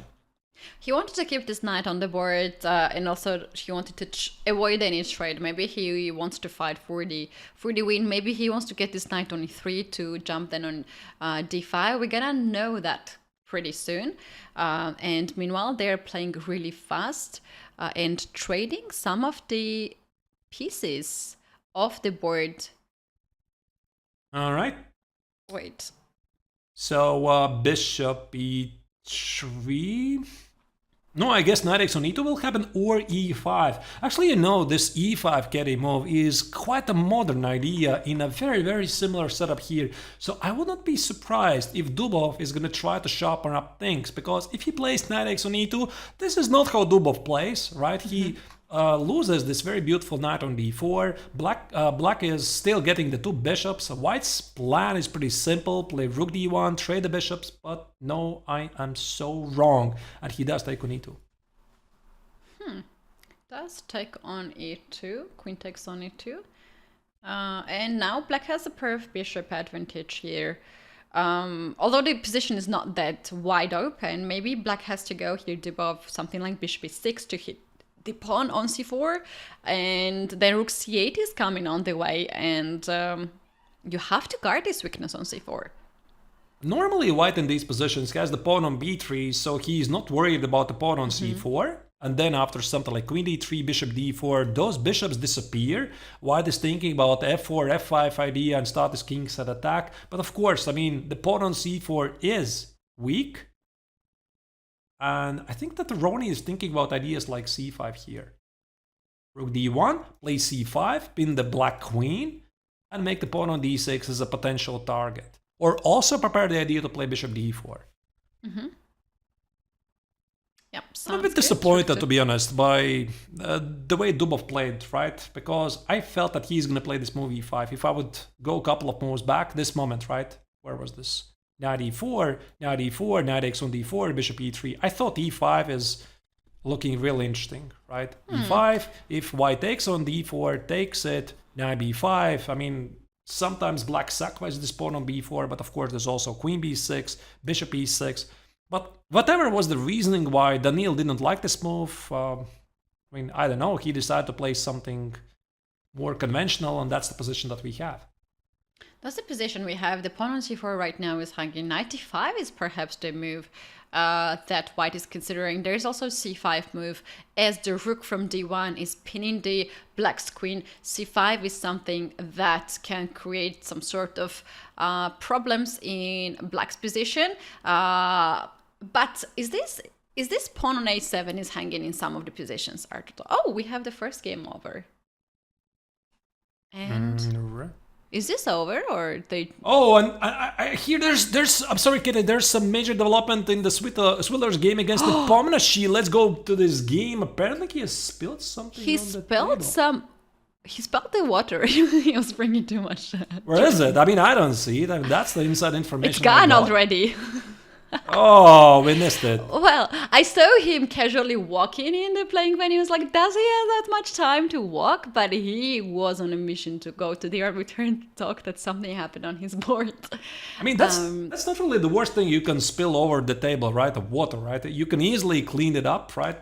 I think the worst thing I've ever done, Kerry, I think it's coffee. Right? So, coffee is horrible, yes. Yeah, coffee is just horrible, right? I mean, chess players really like to drink coffee. And, to spell on the table is horrible. Coffee is perfect. Coffee is perfect. I love coffee. But when it's on the table, it goes everywhere. It has this smell. It's just, sticky as well. Water is fine. You anyway, can sense that I don't we have missed best it. We missed the moment. We missed a moment, indeed. Wait, d4 was the move to be played because otherwise pawn on e3 was hanging, right? Right. So this was another English opening. You might recall round 1. Petr Svidler was playing, I believe it was against Vishy Anand. Again, he plays c4. And again, I think it sort of confirms what I was speculating during the round 1 game, Kerry, is that the players at the highest level, when they're approaching a tournament, they have some pre-tournament strategy, what kind of systems they're going to play. I mean, they do prepare some ideas, despite the fact that this is a rapid tournament. It's more or less a friendly tournament. So Svidler has decided to play c4 here, but the results, they don't look really great, if I may say so, from the white's perspective, because Nepomniachtchi has doubled white pawns on e3 and he has a healthy development.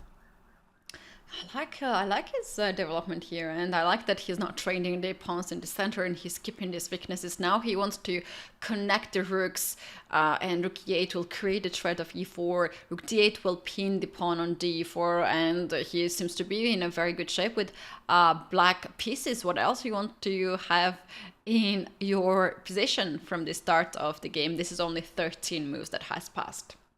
Also, it's quite an interesting moment here that black had an opportunity to grab the pawn on b2. So instead of bishop g4, queen takes on b2 appears to be... Oh wait, he's just not dropping going the queen. to give up queen second time. Yeah, in the previous game he lost the queen against Aronian. Just recently he captured the pawn on g7, and that was the game over for him. I think he will be very careful now to capture these poison pawns. Right, so he's not going to blunder queen for a second game in a row. Bishop g4 applies some pressure against the pawn on d4. Now the question is, what Sviller is going to do? Sviller goes aggressive way, rook c1. And now the question is again open. Can black take the pawn on b2? Because there's a couple of things he can do. He can take the pawn on d4. He can take the knight on f3. He can take the pawn on b2. Now which one is it going to be? Arthur, there are also rook e8, rook d8 moves, no? To create maybe, perhaps... I like rook e8 move because you're creating e4 threat. Well, the way I'm taught is whenever there's a situation where you can grab something, that's the move you want to check first, right? I mean, here he played bishop g4 to grab the pawn on d4. I would check that first, but no, Katie, you're absolutely correct, because indeed, Nepo develops another piece, and he says, pawns are not priority of this game, development is. I'm telling you, Arthur, he's not gonna take any pawn anymore. Whoa, rook c6, Katie, look at that. I love this. Ooh. Oh, that's the best move in this position. Hold on, what's happening? If you take with the queen, then knight e5 comes with a very strong threats. The bishop is hanging, queen is hanging, and pawn on b7 is hanging. Should we take with a pawn and then push c5? Wait a second, did Nepomniachtchi miss this move? Because his body language is like, yuck, I missed this move, right? I mean, he looks, disgusted with himself. There is no immediate response, because obviously after queen takes on c6, knight e5, this is a double attack. I think he simply missed this, but this is such a common idea. The rook sacrifice on c6 with knight e5 to follow, demolishing the center. That's the motive we know from all kinds of Sicilians, and the English opening essentially is the reverse Sicilian. White starts with c4, and I guess rook d8, even though technically it's not a blunder. I mean, he should have checked some tactical possibilities from the white's perspective, and for Swidler it took like what? 10 seconds to play rook c6? That's how good this is. Yeah. Let's bring maybe the full camera on the screen to try to read better the face impression. Yeah, I agree. Nepo seems not very happy. He is now calculating the moves, and I'm sure that he is pretty much upset with this.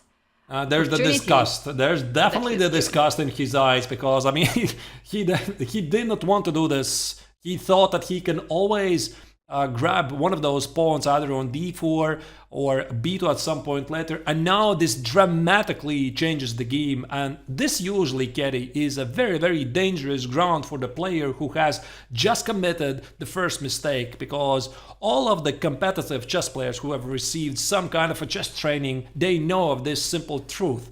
Mistakes come in pairs, right? And you just committed the first mistake, and that makes the possibility that you might commit another mistake quite likely to come in the next move. So Nepomniachtchi, I think right now, he's just trying to calm down the nerves, because psychology in chess, I think it's something like 30 or 40% of the overall strategy.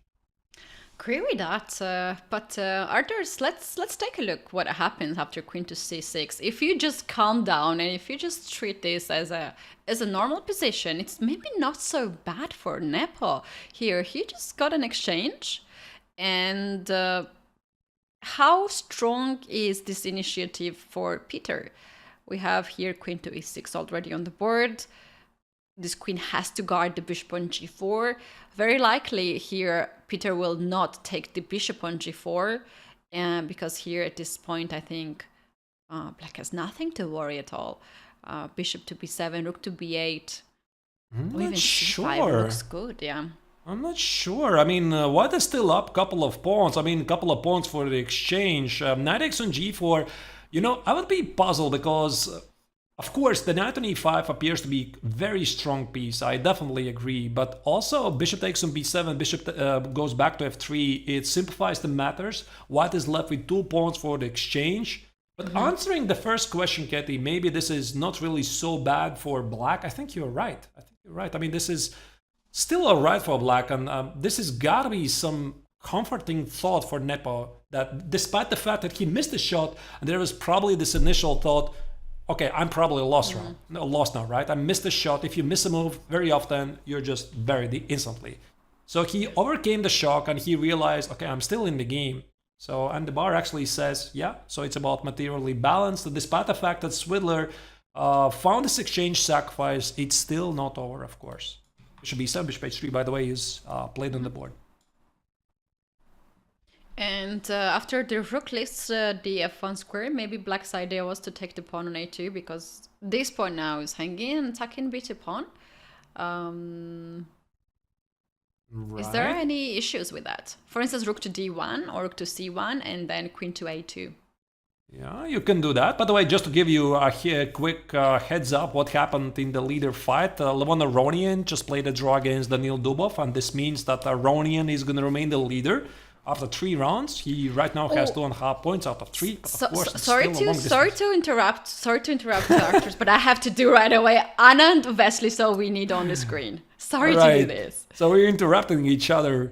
Yeah. No problem. All right. But I had to do this. I had to do this. No, it's just a killing attack. Is this another loss for Wesley So? Yeah, it's totally a loss. I mean, there's literally no way he can survive this attack with 4 pieces, and on top of that, the pawn on g6, which are hunting down the black king. So something like bishop takes on g1, rook takes on g1.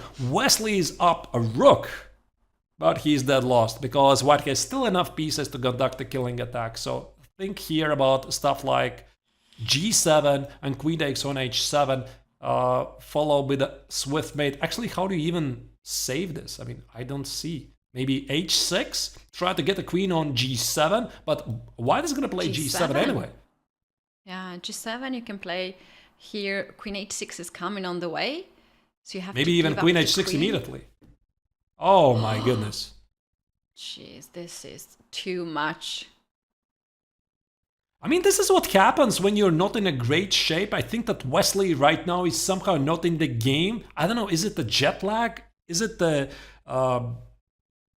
whatever the reason which forced him to start badly? Remember this unfortunate blunder against Petr Swidler in the previous round.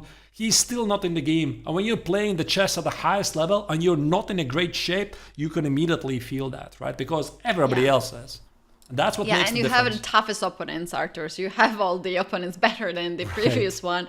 So that's actually this chain of the losers can be quite normal. But we have not seen that from Wesley. So I can agree that he might have a jet lag. It's not so easy to Can I play queen e6, Kitty? I'm just looking for some fun. Can I play queen e6 here? Yeah, he went for this. And he went. Rishi Anand, he goes for a beautiful chess. I like how he enjoys this position. Look at his face. He enjoys so much. He's like, why I quit chess? I should play chess. I'm in such a good shape. I'm doing this. Did he really play queen e6? Because I don't have it. I thought, is this working or not? Because queen e6, rook e6, g takes. Oh no, it's not on the board yet. No. He's not yet. He has not yet played it. Now the point is rook g8 checkmate. That's the idea. I was thinking about how to execute. I was looking at g takes on h7, king h8 for some rook g8 ideas. Then I noticed queen e6 idea here with the same motive, but combinations very often they're just change the order of the moves, right? So queen e6 of course looks very spectacular, but you just there you go, queen e6 for Anand. I think this is queen e6 is. Yes, queen e6. We celebrated way too early, but you don't ask second time the king of chess, Vishy Anand, to make queen sacrifice a beautiful move and leaves Wesley So not too many options. If you capture this queen, you might find yourself in checkmate in few moves, and you cannot even step aside with the king. King f8 probably loses right away as well. Yeah, there's all kinds of threats. I think Wesley's gonna just resign. I mean, queen h8, rook g7 checkmate. I mean, there's no way black can survive this. King e7 maybe somehow to get the rook on f7. But I think it also loses the queen at least. Maybe there's something stronger, but after queen h7 check, the queen on c7 for black is undefended. Couple of moves and I think we are going to see a handshake. But no, king f8 is played by the American Grandmaster. There's a reason. Wow, handshake is, and I have a feeling that this smile that Wesley had on a face, of course, he's not very pleased to lose this game, but sometimes you appreciate the beauty of the game. And he probably asked some of the line that he was considering to play, and Vishy said like, I had something there too. Very nicely done. Maybe when we have more time later on, we can focus on that game. But we have to jump to the next game. Arthurs, is there anything that catches your eyes? We haven't yet seen Vladimir Kramnik against Shahryar Mamedyarov. Maybe that's the game we could follow next. There's still 3 more games ongoing. Boris Gelfand against Alexander Grishuk. Petr Svidler against Jan Nepomniachtchi. I have a hard time to choose, so maybe let's just start with this one and see where it's going to take us. Yeah, let's do that. So what do we have here? I think it's about balance, but what I noticed immediately, Kerry, is Kramnik's time management, because he has only 1 minute on the clock, and he's actually down. Oh no, wait, he's winning an exchange. 9b6 or 9b2 is threatening. Did Mamedyarov blunder this? Wait. Why would you want to do that? Because now I don't see any threat against 9b2 and 9b6. Was this necessary? I think he just blundered. Look at this. I mean, Shahryar is not responding immediately. And if you play rook takes on b2, knight c4, you saw this. Clearly, there gotta be a response instantly. There's no response. So he's just making a poker face, hiding his emotions, but he's not happy. Wow. Knight b6 is indeed unstoppable. You cannot do much about this move. So apparently rook b2 was just a mistake. I mean, there was no need to do that. You could have played rook b5, you could have played bishop c5, you could have played rook b3. There's so many moves. Yeah, I mean, that's the danger when you take a pawn for free. There might be consequences. Rook b7 is played by Mamedyarov. Yeah, knight b6 will follow like in 3 seconds. Still taking. Yeah. Oh, No. he takes the bishop first. Oh, And then he knight found e6. another fork. Nice. So there's a fair chance to assume that Mamedyarov blundered a second fork in this game. It's unbelievable. So he blundered knight b6 fork, and now he blunders the fork on d6. But okay, it doesn't really change the status quo. He's down in exchange for a pawn, and with decent chances to hold it. Bishop e4, bishop d5 would be such a nice square for this bishop, and queen f3 is stopping this happening and attacking the pawn on c6. Rook to d6 to guard this. Rook c5, rook c1 will press the pawn further, but also d4 pawn is hanging out there. Arthurs, I do like somewhere to play h4, h5 as well to just annoy this light square bishop, which is quite limited. It has only 1 square to go on f5, and you can actually win it after g4. I don't see how Kramnik is going to win this. I mean, of course, I see that White has solid advantage according to the bar, but your idea h4, I think Black is going to respond with something like h5, maybe even a modest h6. Okay, h6 perhaps is more modest. Play something like queen d7, rook d5, and literally say, do your worst. Right? And what you're going to do, because Black is rock solid. Let's say we head to a position where the rooks are traded. The pawns on c6 and d4 are traded. 4 pawns versus 3 at a queen side. It's just a theoretical draw. So Kramnik needs more. He needs more targets. And I think it's got to be something about this potential king side attack. At some point, some sort of a g4, h5, h6, and get to the blacking while you have 3 heavy pieces on the board.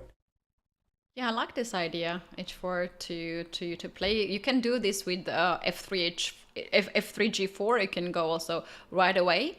But for the moment, Vladimir is just preparing, and he's moving the rooks back and forth to get probably some time. So if now White takes the pawn on c6, then Black will take on d4, and perhaps this is not the perfect exchange for White. He is making some moves that it's necessary here to play. Rook, king to h2, not creating too much. Now, I don't think that Kramnik is going to win this. I mean, I literally don't see a single way, and you can just misplay this. I would actually say it's heading to a draw. So does really Kramnik want to risk it all and play something like f3, g4 to hunt some big attack which might never come? I Don't think so. I mean, look at his clock. He is down on 40 seconds. There's a great chance he might make a mistake. So he's going to shuffle pieces here and there. Try to provoke black to make some sort of a concession. Something like, some people, sometimes they're a bit impatient. They're looking for some breaks themselves. But come on, I mean, I don't think that Mamedyarov is ever going to do this. So rook d6, rook d5, rook d6, rook d5, rook f5, rook d5. I think Mamedyarov is just going to wait and literally do nothing. And I think this is going to be a draw. All right, we can meanwhile move to the next game. Peter Svidler and Jan Nepomniachtchi has very interesting game. In that position, we also have extra exchange on the board, but more chances here for black. So the white king is pretty weak, and if my calculation is correct, it's just, 2 points for the exchange, which appears to be about the material balance, but it's all about the king's safety here. And also think about ideas like, let's say, black plays rook c1, g5, g4, did this launch the white knight on f3, rook g1, queen g1, checkmate ideas. Oh, this looks really bad. I think g5 will be blitzed out in a heartbeat here. How g5, about queen h5. e4, rook c2 ideas, Artur? What? I'm sorry, I didn't hear Queen you. e4, rook c2 ideas to go after e2 pawn. That's He's also going very for strong. that. And that's on the board. Wow, you're right. Yeah, rook c2 looks very good. Now that's it. I think there's no defense. Actually, queen e4 is very, very clinical move because, rook c2 G4, not only G5, attacks the G4 pawn. is even stronger now, yeah? You also win the knight there. Rook c2 is another threat that you have to take care of it. So it's safe to assume that Nepomniachtchi is going to win this. So he's the reigning champion. He won the event back in 2019, the maiden edition, and he's coming back for more. So, of course, it makes sense to come back for more because the first prize is 40,000 euros, only 20,000 for the second place. And in case there's going to be a tie for the first and second place, or maybe even more, the tournament regulations expect a playoff. Yeah, that's for sure. We also want to see playoff and some sort of Armageddon to here. We can see Peter Svidler not very pleased with his position. He was shaking his head. He can't believe that this is happening to him. E6 has been played here, looking for some kind of counterplay here. But I don't think that Jan will change his plans because of this move. He can still go rook to c2. That's already on the board. And after pawn takes on f7, he just stepped aside. And yeah. And that's Check, it. takes Yeah, the king pawn. f7. The pawn on e2 Several is more falling. checks. I think after king g7, that's going to be a resignation right here. I literally see no other move. What to do after for white after king g7. That's it. The checks are gone. Queen e2 is... No, he still continues. King h3. Rook takes on e2 wins. Queen e2 wins. Every single move is winning here, so... Queen f5 to give a check and then to take the pawn with a check. That's another idea. You can also go h5, Arthur's here, to force like queen g4, rook e2 moves. Oh, I think actually here what a nice Svidler is move. hoping for is rook e2, queen c3 check, and start to give some checks. So probably rook e2 is not going to follow, and Nepomniachtchi is going to play something else. So there's a queen e2 he could play because this queen has no checks, or maybe g5? G5 looks very good. I like g5. Meanwhile, Arthur's the game. Mamedyarov and Kramnik has ended, and Mamedyarov blundered another thing, and we can check that later on when this game is over. But right now we have to stay here, seconds here for Svidler, in very bad position. So Kramnik won the game? Wow. That's right. Wow, that And is... handshake. I would have never thought that Mamedyarov is going to lose that game. It's incredible. Must have been something like one move blunder, really. So Nepomniachtchi wins. And this means he has overtaken Peter Svidler. He has right now 2 points out of 3. He's trying to catch the leader. But Kerry, I think that we still have some time before the next round. And let's check what happened in Mamedyarov's game against Kramnik. That's the game we have to check for sure. As at some point, Shaffer was still and very solid, but you can see here one move blunder, and yeah, that was game over. So we left it about here, and I had a feeling that Black is just doing just fine. There's no threats. Oh, e5. Look at this sneaky idea. Rook a4. He already knew that he wanted to take the pawn on h5 and sacrifice this exchange. Why? Yeah, but why? I mean, I don't understand because White has literally no ideas unless he was afraid that in time trouble he's gonna miss some. No, Arthur. Background Now mate? at this point, if you pass the move, I want to take on h5. Bishop takes h5, queen h5, and rook a8 is a checkmate. That was the idea. I mean, but there's gotta be more ideas how you are gonna defend against that. So Kramnik found a way to cause some problems, indeed. Yeah, rook h5. By the way, rook takes on c6 is also a threat. And e5, it just doesn't feel right. And after rook d4, he allowed rook h5 anyway. That's so so weird. Oof, what a heartbreaking game for Shahriar Mamedyarov. Another blunder and another loss in this match. Arthur, let's take a look at the standings. If we have any changes, if we have co-leaders after the 3 rounds, we can see that Aronian 2 games in a row, he's leading the tournament. He's a sole leader of the tournament. Nepo, Daniel Dubov, and now Vishy Anand joins the squad and gets very close to the leader. Vasily is only player who has not scored any point, and Shahriar Mamedyarov with half a point. We can see that he's also struggling to score a point after all 3 rounds. We still have 2 more games to go. Arthur, you look very dramatic. I think this match. No, I mean, I'm surprised really, you know, because I mean, of course, I can relate to this. I think all of us we can relate to this because blunders in time scramble. This is bread and butter for especially club level chess. But I think we're seeing quite a bit blunders here so far. That's what really surprises me. We're happy. Nepo blundering the queen. Mamedyarov in the first round losing the game against Grishuk in about 10 moves.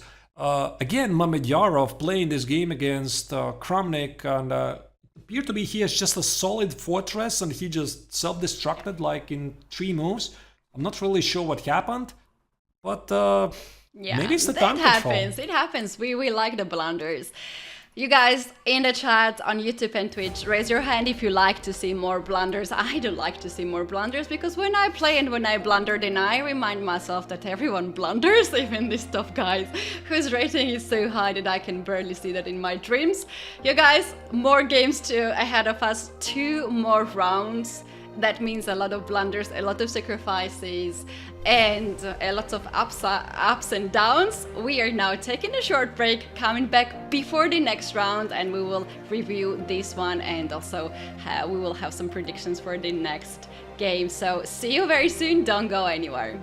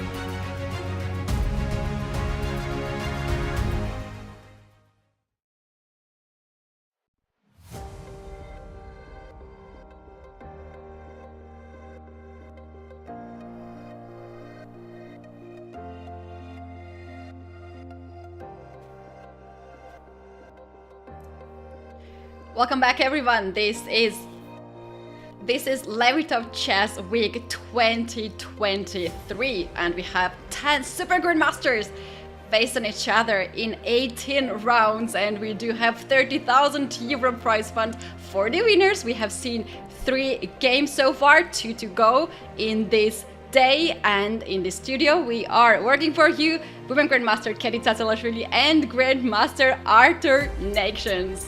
Yeah, once again, hello. So we just returned after a short break. The round number 4 of 5 rounds today is going to start. So still 2 more games today. 10 Super Grandmasters, a lot of drama, a lot of action. I think actually for the viewers, Kedi, this is really exciting because in Time Scramble, this produces a lot of mistakes, even at this level. And if we talk about the current rankings, here you see after round 3, it is Levan Aronian who is spearheading the tournament with 2.5 points, but of course it's still not over because Nepo, Dubov and Anand, they are trailing the leader by half a point, and if somebody has a bad tournament or at least a bad day so far, it's Mamedyarov and Wesley So who have scored together just half a point. That's right, Arthurs, and in this round 4, one of these players will score a point as they are facing each other in this round. And, you know, if it's a decisive result, one of them will start to join the rest of the players who have already won the match. So we are here in Amsterdam. The players are in Amsterdam. Me and you are in our own homes. And the location is Astoria Hotel, a really fancy location for this tournament. We can see that players are enjoying the moment. They like very much this tournament. Who would not like to have such a nice conditions and also very nice prize fund? And the man who walks first is Jan Nepomniachtchi in the playing venue. He is choosing the spot for his glass, so the second moment of spilling the water will not happen as it happened last match. And yeah, I really wonder what these guys are talking right before, like some minutes before the game. Any ideas? I think again it's a very chilling atmosphere. They're in good spirits. You see they're dressed nicely. They're playing at a very, very nice location, Waldorf Astoria 5-star hotel, which is in the heart of Amsterdam. You know, one thing actually, Kedi, when I was looking at the lineup of the Levitov Chess Week, I was really puzzled not to see Anish Giri in the list, right? Because Anish Giri is the strongest Dutch grandmaster, so you would have expected that in such a super tournament played in the Netherlands, that the top seed Dutch player is gonna play. For some reason, Anish is not here, so I can only assume his schedule was conflicting with something else, or that's right, and maybe there's another reason. He just became a father of the 3rd child. They just had a baby girl in late August. So maybe he has some sort of family obligations. We don't know. It would be so great to have him in this tournament. Also, Van Forest is missing, another Dutch player, but perhaps they had full schedule. The tournaments is happening one day another. We have like almost every day some of the tournaments, and sometimes even 2 tournaments in a row. So definitely there is something going on. Otherwise we would have these 2 amazing players in this tournament. If I remember correctly, Giri was playing in the first edition back in 2019. Please correct me if I'm wrong. I think I saw him in the pictures. I was acquiring some information. Anyway, congratulations to the Giri family.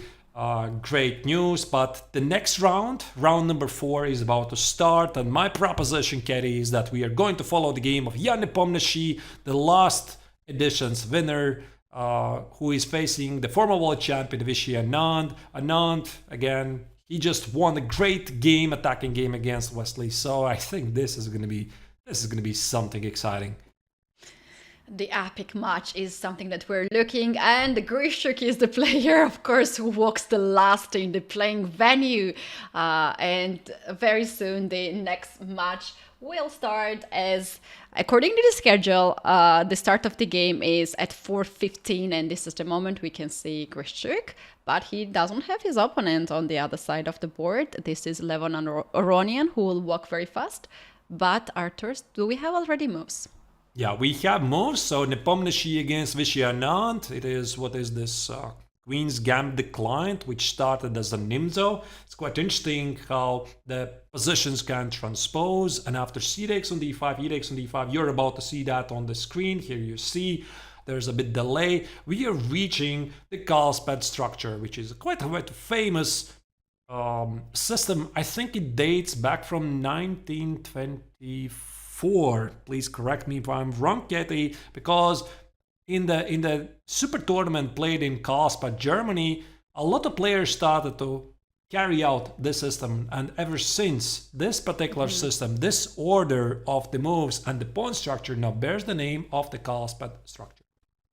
Yes, Arthurs, and this is one of my favorite structures. I play with white pieces, I play with black pieces, and why I like this one is because after so many years and so many games the players have played, there's still a room for some improvement. Now this engine comes into the business, and we have still some new ideas. But so far, what we see, this is pretty classic. Black just managed to trade dark square bishops, and white is going with this classical setup, knight e2, f3, e4 in the future to have this kind of breakthrough in the center.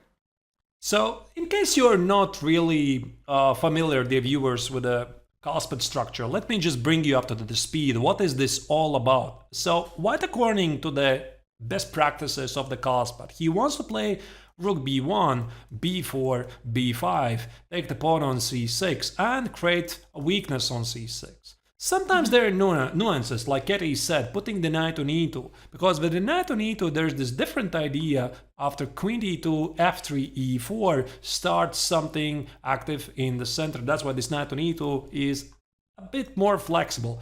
Now the question is what black is doing, and I do believe in one thing about the pawn chains a way of showing which direction you should be playing, because look at this, the pawns on b7, c6 and d5, they're literally showing that black should be playing at a king side. This is what normally black is doing. So this knight most likely is gonna go somewhere to f8, I would imagine, rook e8, knight f8, knight e6, and start some active operations in the center. While I'm explaining this, the game is changing dramatically and f3 is on the board. Yeah, we do have actually a lot of excitement in this round, Arthurs. This game gonna go somewhere in a very nice direction, but shall we go to the game Dubov, Daniel, Peter, Swidler? We have already 2 rooks on the board hanging, and none of the players are thinking to capture none of these f8 or a1 rooks. I think this is the Grunfeld defense. Of course, Peter Swidler is a household name when it comes to the Grunfeld defense, because if there's somebody who is really good at the Grunfeld defense and its respective ideas, it's the Russian Super Grandmaster, because he is authored, at least as far as I know, the Chessable course. I think it was Lifetime Repertoires, the Grunfeld defense. Was it in 1 or 2 volumes? Sorry, I don't remember. And he has produced other works as well. He is also the one who is playing the Grunfeld defense regularly at the highest level. And the other player which immediately comes to my mind is Maxime Vachier-Lagrave. So those are the 2 greatest experts in the Grunfeld. And while I mentioned that, being a big expert in the Grunfeld, Peter Swidler just committed a mistake, at least according to an engine, which is queen d6.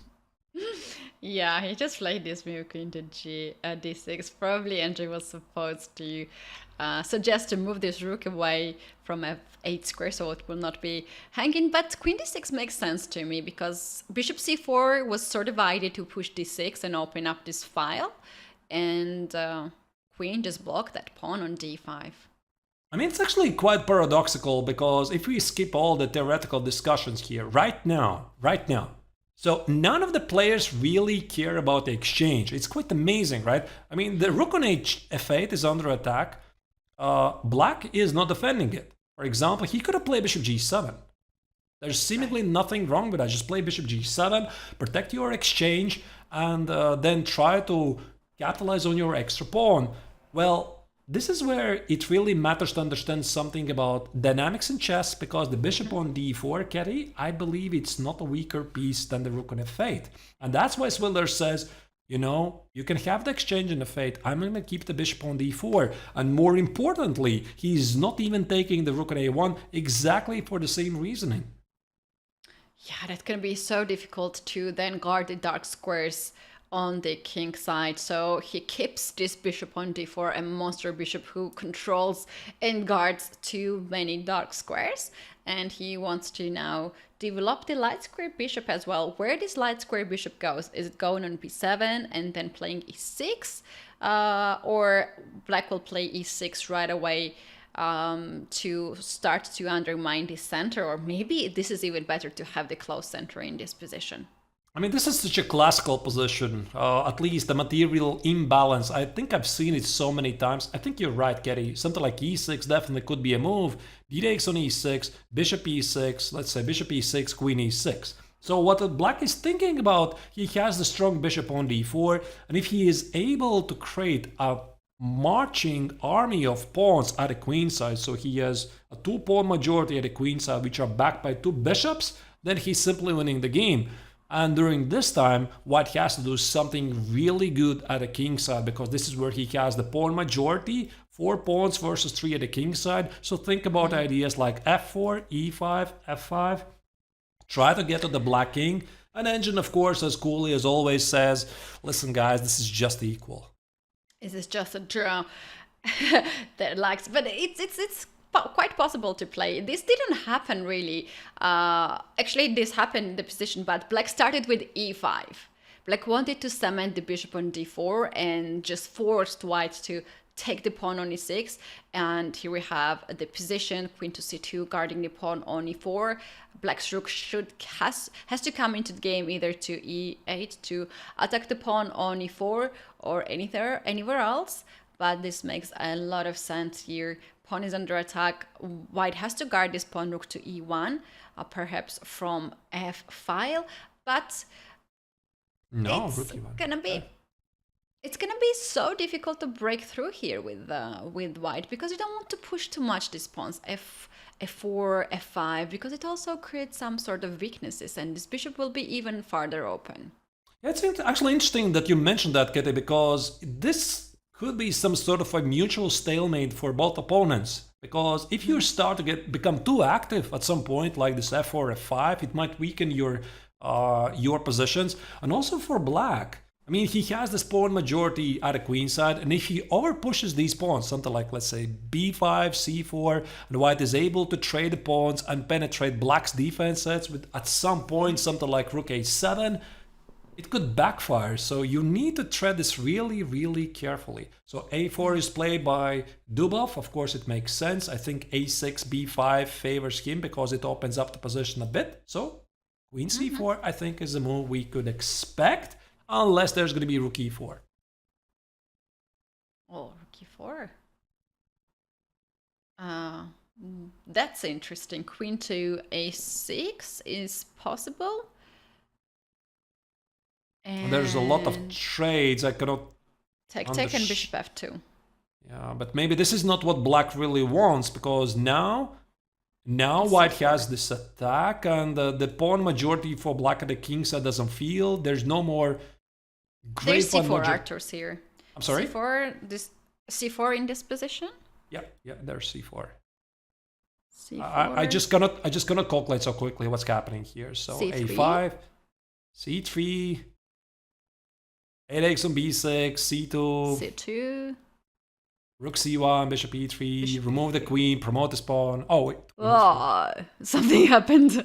Okay, listen, I think we're reaching here. I'm not really sure this is going to happen, but it just shows what you have to calculate, right? You have to calculate that very quickly.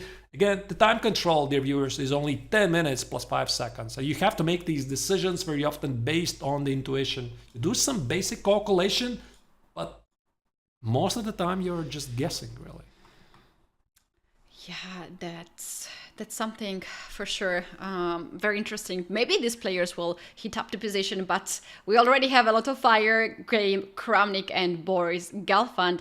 Let's take a look at that because we have something not very normal for Gelfand's structure, and this looks very exciting. So, Arthur, the last move of White was bishop to f6. White decided to give up the bishop for the knight. I'm shocked. You know, I'm not even sure what's the right word for this because. Okay, if not g takes f6, if bishop takes f6, the whole idea was here that this knight jumps on c6 or on g4. There is a check, a black's king in the center. This looks very, very bad position. Extra piece for white. Thank you very much, I'm winning. So you have to take with the pawn. And in this position, black is still suffering with the king on e8. I'm not really sure I understand the reasoning behind Gelfand's choice because Kramnik played bishop g5 with clear intentions to take on f6. So I can only assume that Gelfand thinks that his position is so bad that there's nothing better than h6. But is this really the case? Because I was thinking, can you just, remove the bishop? Play something like bishop h5, and even then after bishop f6, g takes on f6, the bishop on g4 is not under attack. But even with the naked eye, you can tell very quickly that white is doing better. Why is this? Because he has beautiful pieces like the bishop on c2, bishop on g5, the knight on e5, knight e2. Black cannot castle, because if you castle, then knight to c4, knight to c6 wins the piece on e7. Oh, even better. You're right, Kitty. It just wins the piece. So whatever happened for the Israeli chess legend, it happened before, and he misplayed the opening. But I mean, it just looks ugly. It just looks ugly, and again, I'm really surprised it happened because the outcome does not look really inspiring. I mean, black's pawn structure is shattered. The knight on c6 doesn't do much. These pawns are easy targets. These pawns are not going anywhere.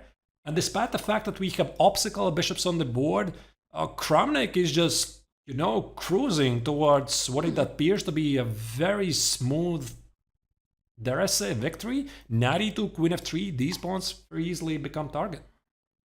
I like that, but I'm a bit surprised that Kramnik offered the queen trade in this position where black's king is still in the center. No one really trades the queens. No one wants to trade the queens. Although it makes also sense that white is very comfortable to go to the end game, and he believes that his pieces are more active and black has these loose pawns. D5 is on the light square, it might be under attack. The pawns on f-file is doubled, but still surprised that he did not kept the queens on the board, Vladimir Kramnik. I think that Gelfand here is trying to limit the damage, right? So that's why he is trying to get the queens off the board. And the only question is if Kramnik's advantage is enough. So if you go back to this moment after the queen trade, so why Kramnik did not trade on g4? Because this would allow black to fix his pawn structure. I mean, look at this. Now these were double pawns, and now it looks more or less like a healthy pawn structure, right? Of course, it's not ideal. There's some minuses, but at least black does not have this pawn structure. So Kramnik says, we can trade the queens, fine, but under my terms. And they're going to be, you keep your pawns weak at f-file. Yeah, and now we have queens off the board. Bishop to a4 has happened, looking for the knight. Maybe even he's considering to capture this knight, knight e5, attack the pawn, and then knight to... Oh, that's so beautiful! I just realized. Arthurs, if we do this move, a6, just any random move here, white can play bishop c6, pawn c6, knight e5, knight, rook to c8, knight d7 check. You can't go rook to king to g8 because you lose the bishop. You go king to e8, and knight f6 wins here in exchange. Or a rook, because you have to play king to f8, and knight takes g8 is a rook extra position for Yeah, white. whole rook. You're right. The whole rook. It's not even an exchange, right? So that probably means that a6 here, Caddy, is not a possibility. Instead, Gelfand removes the bishop out of harm's way. He plays bishop f6, secures the e5 square. Actually, he's somehow holding on, which appeared to be a very, very bad opening. Whatever Gelfand did before, somehow he's crawling back in the game. It's still not over for the Israeli chess legend. It is not over yet, and another thing is, Arthurs, that if we have some of the traits here, we have obstacle color bishop, and there's always a hope in the endgame to make a draw, right? So b3 now tries to undermine this chain that black has, after taking on b3, do you think that he's considering to take back with the bishop to go after d5 pawn right away? Or maybe a takes b3 is even better? I think that Kramnik really likes a healthy pawn structure, so bishop takes on b3 would ruin his pawn structure for no good reason. Of course, there's the immediate pressure on the pawn on e5. I think he's just going to take with a pawn. Right? A takes on b5, maybe b4, bishop b3. And there's one thing that a lot of people are getting from a classical education in chess. It's the pawn islands. The pawn islands in chess, right? So white has 2 pawn islands. That's one at the queen side. Second one at a king side, while black has 1, 2, 3, 4. And the general logic is as follows: the less pawn islands you have, the better. Yeah, that's it. No islands in chess is good. Indeed, we don't have the move from Gelfand, right? He is taking his time. Maybe we can go back to game of Dubov and Twiddler. We have here huge updates. All right, so it has moved to something... okay, what is this? It appears that black has given up a pawn. No, wait, he did not give up a pawn. It was a pawn exchange for a pawn in the first place. But black's pawn on c3 is looking really, really deadly. So here Dubov, I think he's just trying to stay in the game.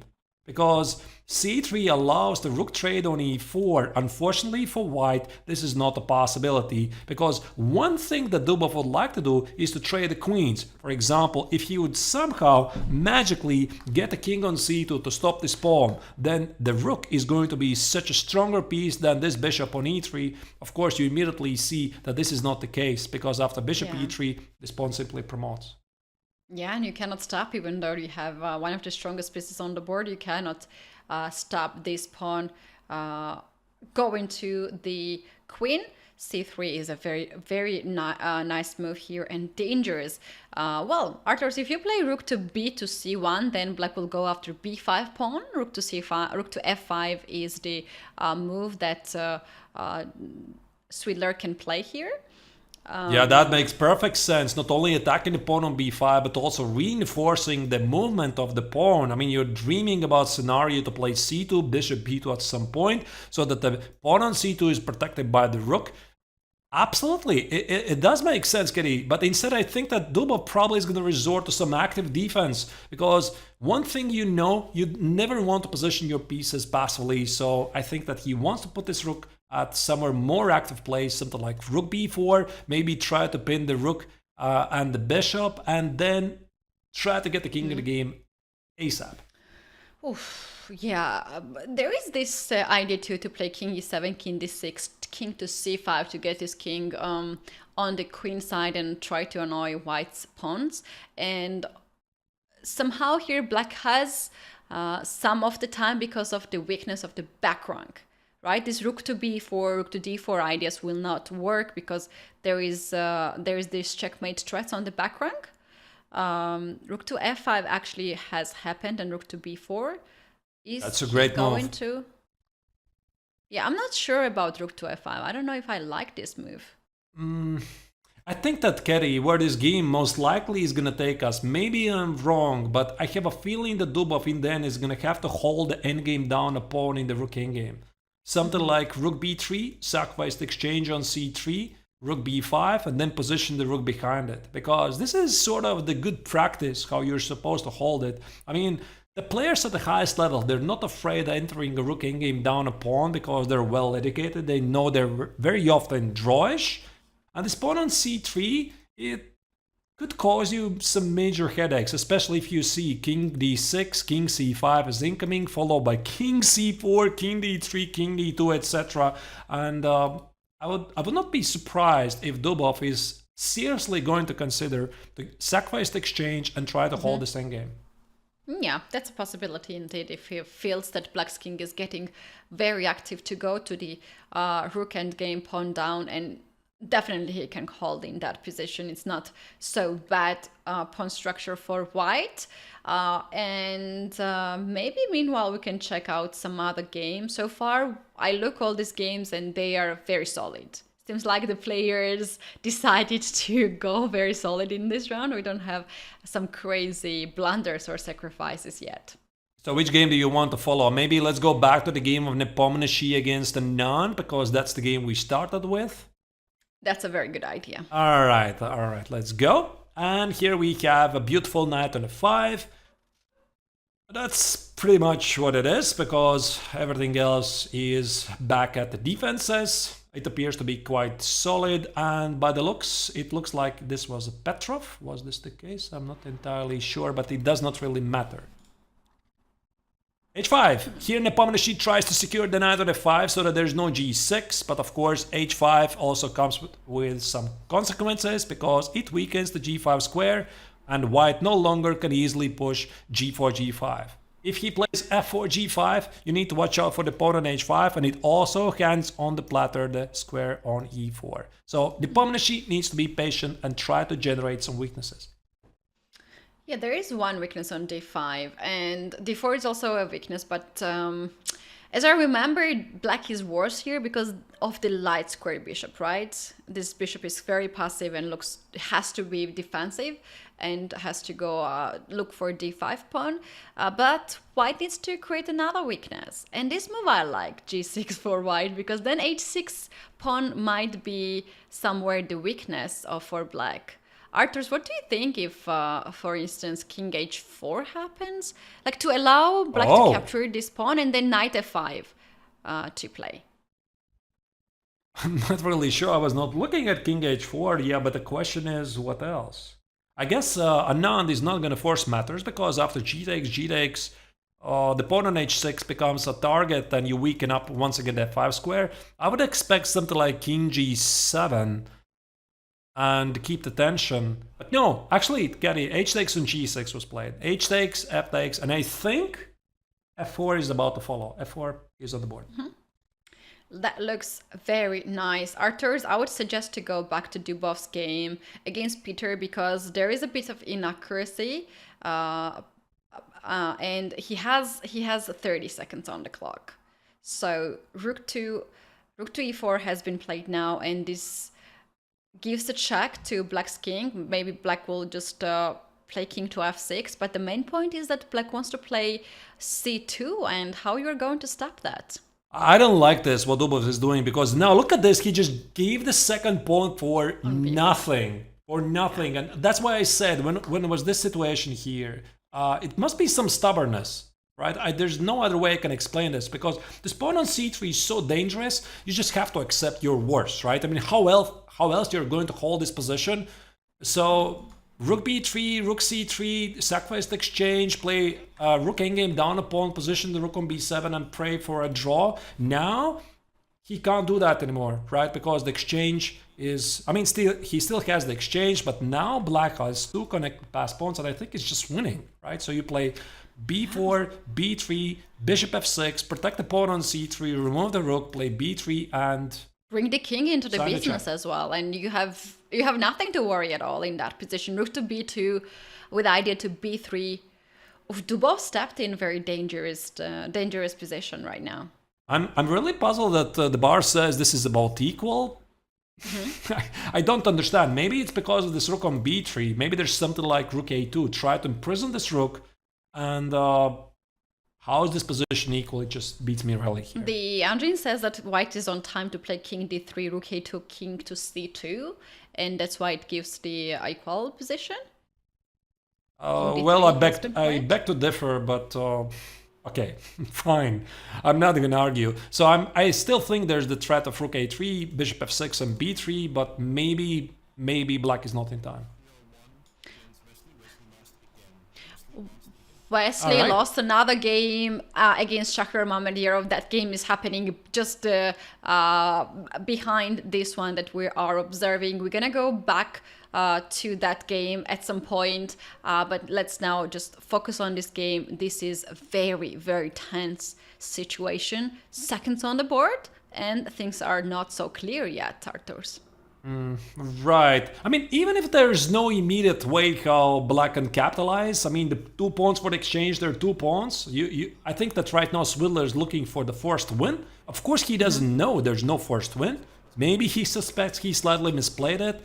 But when he realizes there's no forced win, he's just going to start to blitz it out, right? So bishop f6, rook a3, and look for more targets at a king's side. Still, I would put my money on Swidler. Okay, Arthurs, that's a very, very nice decision, I think. Another very nice game is Grishuk Aronian. They have both seconds on the clock. Let's switch to that game, and we have some sort of situation where the checkmates are on the... it's a thread of checkmate, and we have the kings on the different side of the board, so it's always exciting to have this kind of positions. How on earth do you properly play out this position? Because somebody indeed is going to be checkmated, and it appears to be that Aronian is going for the mate, because rook takes on b2, queen takes on a3. Look at this queen in the fate. That's a nice outpost. You're just going to give up this rook on c7, and it's just a checkmate, so white is not capturing that. Rook to g3 just happened. Rook to e7 is not the correct move. There was a better move in the position. That's madness. It's just madness, because you can't possibly calculate anything in these positions. You are just blitzing out the moves, praying it's somehow going to work, and I think it's gonna end with a blunder from out of the players, because if you play plus 5 seconds per move, anything can happen. So white is attacking, black is attacking, both of the players are looking for the mate ideas. I think we are 10 just seconds versus here. 16. Let's just follow how this finishes. Oh, rook b3 with queen a3 idea. Look at this. There you go. That was the blunder. That was the blunder. Levon Aronian in his best shape. Grishuk struggling to find a move. 6 seconds on the clock. He has to make a move. Defending against the e6 threat, so black wants to play bishop e6 to secure, to make sure there's no e6 threats. Knight b4, white is down a pawn, doesn't mean anything still, because it just takes one threat, queen f6, queen g7, and the queen is gone, and there might be a mate. Still not over here for Grishuk. It's not over yet, and now Aronian has 2 connected pass pawns on the queen side versus the king. Queen to d8 doubles the rook on d file. Now, I think he wants to trade the queens. Rook d1, queen d4. This is how I would play. Exactly. So rook d1 is played on the board. Remove the queens, and then these pawns, they're going to do the job. They're backed by the bishop. What about bishop f5? Bishop f5 and rook b1 ideas. Ooh. Wait, that's mate on the board, no? Queen d4. Oh, that's it. Ooh, okay, that is look at Aronian's face. Like, what happened? It's a checkmate. What a game we have witnessed here. Well done, Levon Aronian. He's keeping leader's position after 4 rounds of Levitov's Chess Week 2023. He is in a perfect shape. Still some games in progress. We have to move on, and we can go to Nepo. All right, I was having a hard time to choose which game to follow, so let's follow the Nepo game against Anand. In the meantime, we have an update that Dubov managed to hold this very, very unpleasant, I would actually dare to say close to lost endgame, to a draw against Petar Swidler. Disappointment for Swidler, escape for Dubov, but here Nepomniachtchi is simply down a piece. It's simply down of the piece, and seems like Anand is having very pleasant position. And Anand has a very good chance to catch up with Levon. Levon and Aronian, we can see both players on the board right now, but it has to be finalized. Right. This is easy win, of course, unless somehow Black is gonna walk into a self-mate with the king on a5, something like b4, allow knight b7, some funny mate. No, I think this game is heading to an easy victory for the former world champion. Rook a8, Anand defends the pawn on a6 so that he can play king b4, attack the pawn on b3, and when the pawn on b3 is gone, those pawns are simply marching to queen. That sounds quite nice. The pawn on b3 now is hanging. Nepo is going to b7 square to attack the rook and the pawn on a6. I think he's just trying his last chance to push forward the d-pawn, because as soon as the d-pawn is gone, he can safely resign. Now d5 runs into knight b4, so maybe also one of his ideas is to eliminate these pawns. King b7, king a6. You take the pawn on a6, you sacrifice the knight on b5, if it even costs a piece, and then maybe test your opponent's knowledge. How well are you, sir, checkmating with the knight and bishop versus the Bear King? And I imagine Anand giggling about that position. I'm sure he knows. I mean, world champions, they know quite a bit, right? And one of the things that they definitely know how to checkmate with the knight and the bishop, which of course is quite a notorious endgame. Of course, Engine says it's easily winning, but, well, when you're playing over the board, when there's a time trouble, I've seen stranger things happening. I agree with that, Arthurs. I agree. So, but here the thing is that it's still quite a task for White to give up the knight for the pawn, as this knight is still not attacking the pawn on b3. Can see Jan was shaking his head for this position. He's not happy, of course. Wait, what happened? Oh. Oh, nice. There's a bit delay apparently, because we got something like 15 moves or so on the board, and it appears that Nepomniachtchi has resigned because Anand's b-pawn moves forward, and they discuss what happened in the game, and clearly, of course, Anand is quite happy, but I believe we have one more game to go. We can game. Focus on that game. Kramnik and Gelfand, in that game, we had resignation because Anand managed to block the knight to be sacrificed for a pawn. So Jan Nepomniachtchi just resigned. Here in this position, Arthurs, we have rook and game, Gelfand with extra pawn on the board.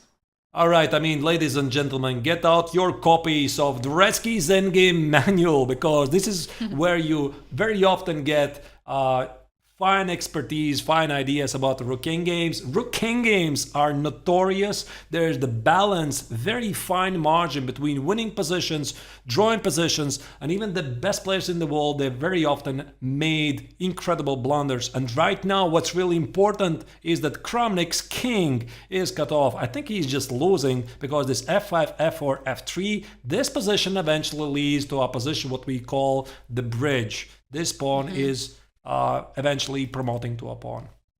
Yes, and Kramnik is trying his best to control the pawn in front of the file, and he had very long time this rook on f1, but Gelfand is doing the best technique here. He knows how to get this rook out of the f file, and now maybe we can just focus on the board fully. I hear a correction in the chat. Lucina position. Fine, viewers. You're saying Lucina position. I was educated. It's called the bridge. It's essentially the same. Yes, Lucina position. Yes, the bridge. That is the same. Yeah, but most common for me could be also bridge. Because there are so many Lucina positions in different the thing is, this king cannot get over. I mean, because if the king would get over the rook, the river, and the king is stranded on the other side of the river, right, then it will be an easy draw. You just put the king on f3 and just claim a draw. That's the problem. You cannot get there. And Kramnik had some moments when he could have tried to, get a safe passage over this so-called river, but he would always form a losing pawn endgame. That's why he never did this. And now we're just waiting for an official end of this game, which is Gelfand is gonna win this game. Oh, he's gonna win this. All my money on Boris Gelfand. This is very nice and known position here. He goes king to h3, rook to f1, now attacking the pawn. At some point, Arthurs, we have to... Yeah. Wait, what just happened? We are receiving the moves too fast, and then I think nothing at all comes. Sometimes there's a bit delay, but Kramnik is putting up the most fierce resistance. You are seeing on the board the actual position. Eventually, the king is going to go to f1. There's no way to stop it. The pawn is go to f2, and then the players can show their technique. But no, we are not going to see that because Kramnik says it's enough. I know, Boris, that you know this endgame. I'm resigning. I trust you, Boris, he said, and he resigned. Oof, what a bloody round we had. It was so calm and nicely solid positions, but Arthurs, we have 4 decisive results and 1 draw, just like in the first round. Actually, I think this is a pattern we're forming so far in the first round, 4 rounds, Katie, because first round, I think it was 4 decisive games, 1 draw. Second round, it was quite a few decisive games, a draw. So these players here, they're just enjoying the atmosphere too much. A lot of decisive games, a lot of mistakes in time trouble, and that's what really makes the accelerated time controls, like the rapid, so watchable. In this very nice match, Levon Aronian keeps the leader's position. 3.5 points is something that he collected out of 4 games, and Vishy Anand is the closest player with 3 points, and then we have Boris Gelfand, Daniel Dubov following up the leaders. We do have Vasily So, unfortunately, in the bottom of the list. He has lost 4 rounds in a row. This is not his day. We have not seen often when Vasily has not won any game, but unfortunately this is not his day, Arthurs. And maybe we can just pull up the board for a second before we take a break and check the last moment where he lost the game against Shahriar Mamedyarov. He was playing quite solid, but that at the last second he went for a greedy solution. If we go to the move 35, Right. then we can see the position was fairly equal, but then bishop to b1 has been played here, and he went for a2 pawn, and he captured this a2 pawn with the bishop, and he just blundered this queen to a8 and bishop c5. Bishop and queen on a file are pinned. You cannot do much about this, and it's just game over. Yeah, I think it just showcases once again the poor form Wesley is in right now. So things are not working for the American top grandmaster, but these things happen from time to time. Is it shocking that Wesley So has 0 out of 4? I mean, yeah, sure. But then again, you look at the field. I mean, these are super grandmasters. The average rating of the tournament, I didn't count it, Katie. It could be something like 2,730, 2,740. I mean, they're former world champions playing this field. They are the candidates for the world championship title. Nepomniachtchi played the world championship matches. And somebody in this field has to finish at the last place. That's how it goes. Yeah. And it really depends who is at the great shape right now during this day. And apparently Wesley So is the one who is not. Well said, Arthur, indeed. And this is, we can just resume the 4th game, and the last game will start in about 8 to 7 minutes. Guys, we have to rush to our break.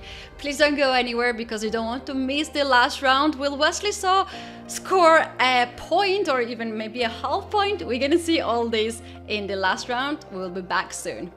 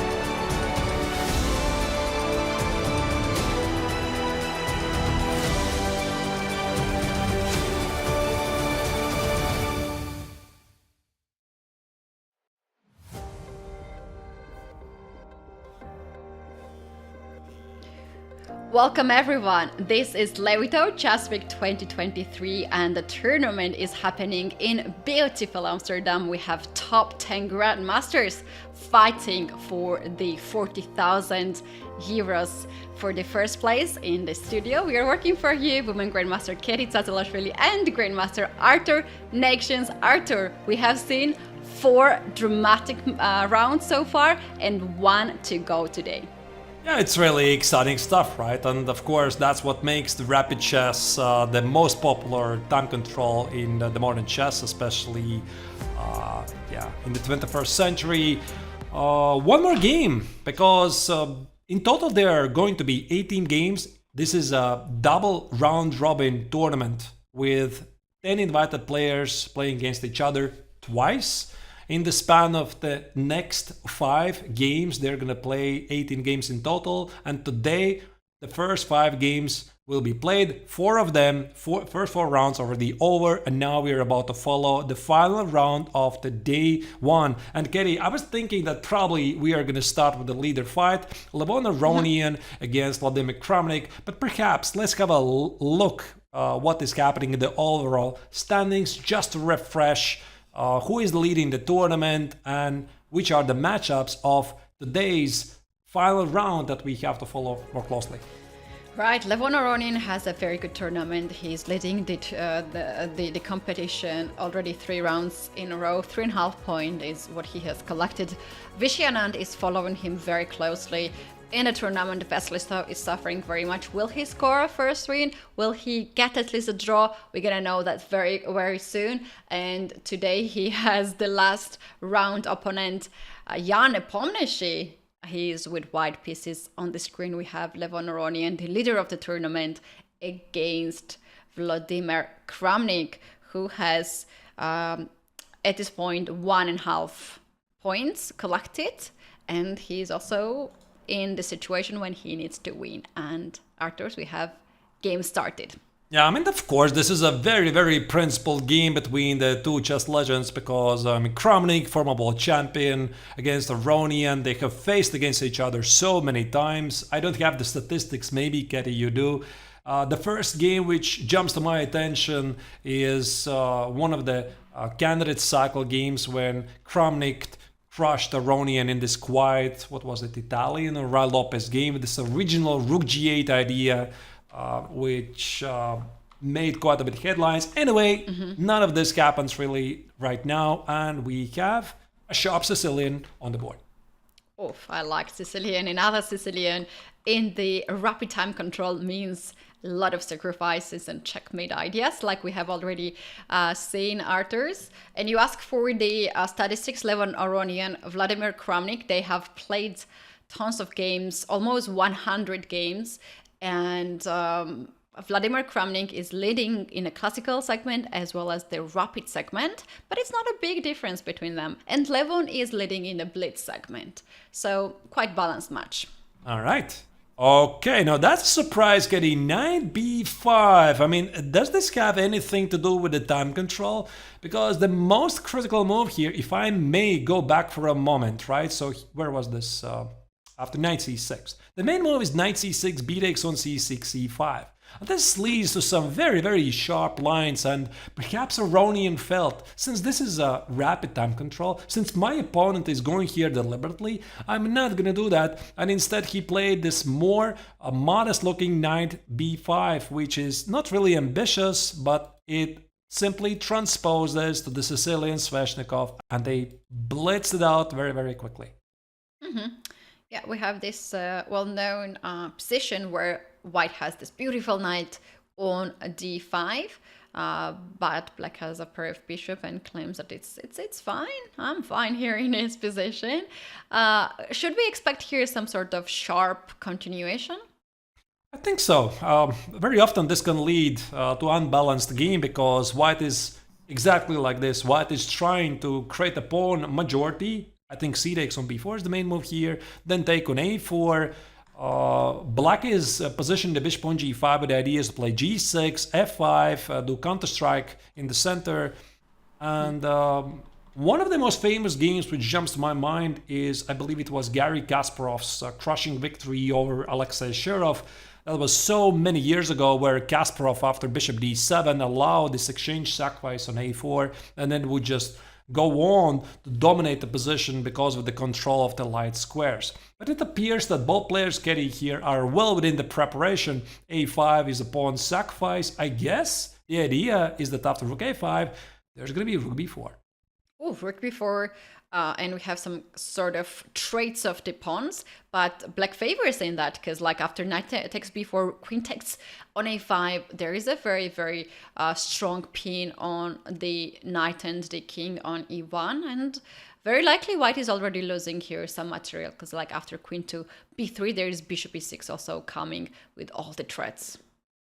Right. So let me tell you once again, what's the ideal scenario for white? What white is dreaming about, because very often I think that when you are studying certain openings or systems, you should know what's the perfect scenario that you would like to get to. So speaking about white, what white is dreaming about? White is dreaming about trading the light square bishops. So he trades the light square bishops and organizes an outside pass pawn on the queen side. If this happens, black's bishop on g5 probably is going to be a pretty bad piece, because the knight on d5 cannot be challenged. Now for black, I think black is relying on some dynamics. I mean, look at this. I think this is actually pretty sensational stuff, because after bishop d7, knight c3, Kramnik just fired out d5 pawn sacrifice to get the knight back so that he can snatch the pawn on b5. Okay, he's playing on a fact that the white king is still in the center and he can sacrifice the central pawn.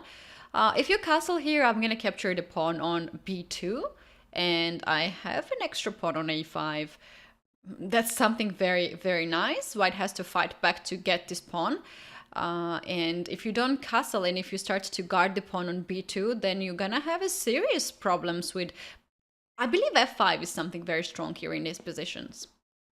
One of the common moves for white cat is queen a1, but I'm not really sure if this move is applicable here, because the queen on a1 protects the pawn on b2 and is targeting the pawn on a5, but I'm not sure I want to position the queen here right now, because as you said, f5 could be a problem, maybe followed by something like a short castle, f takes on e4, you could go back. Okay, you're saying, okay, the square on d5 is gone, but now I'm going to position my knight on e4, which once again makes a great outpost. And I think in the long term, black could be struggling to find a good role for this bishop, unless it lands on b4 or d4.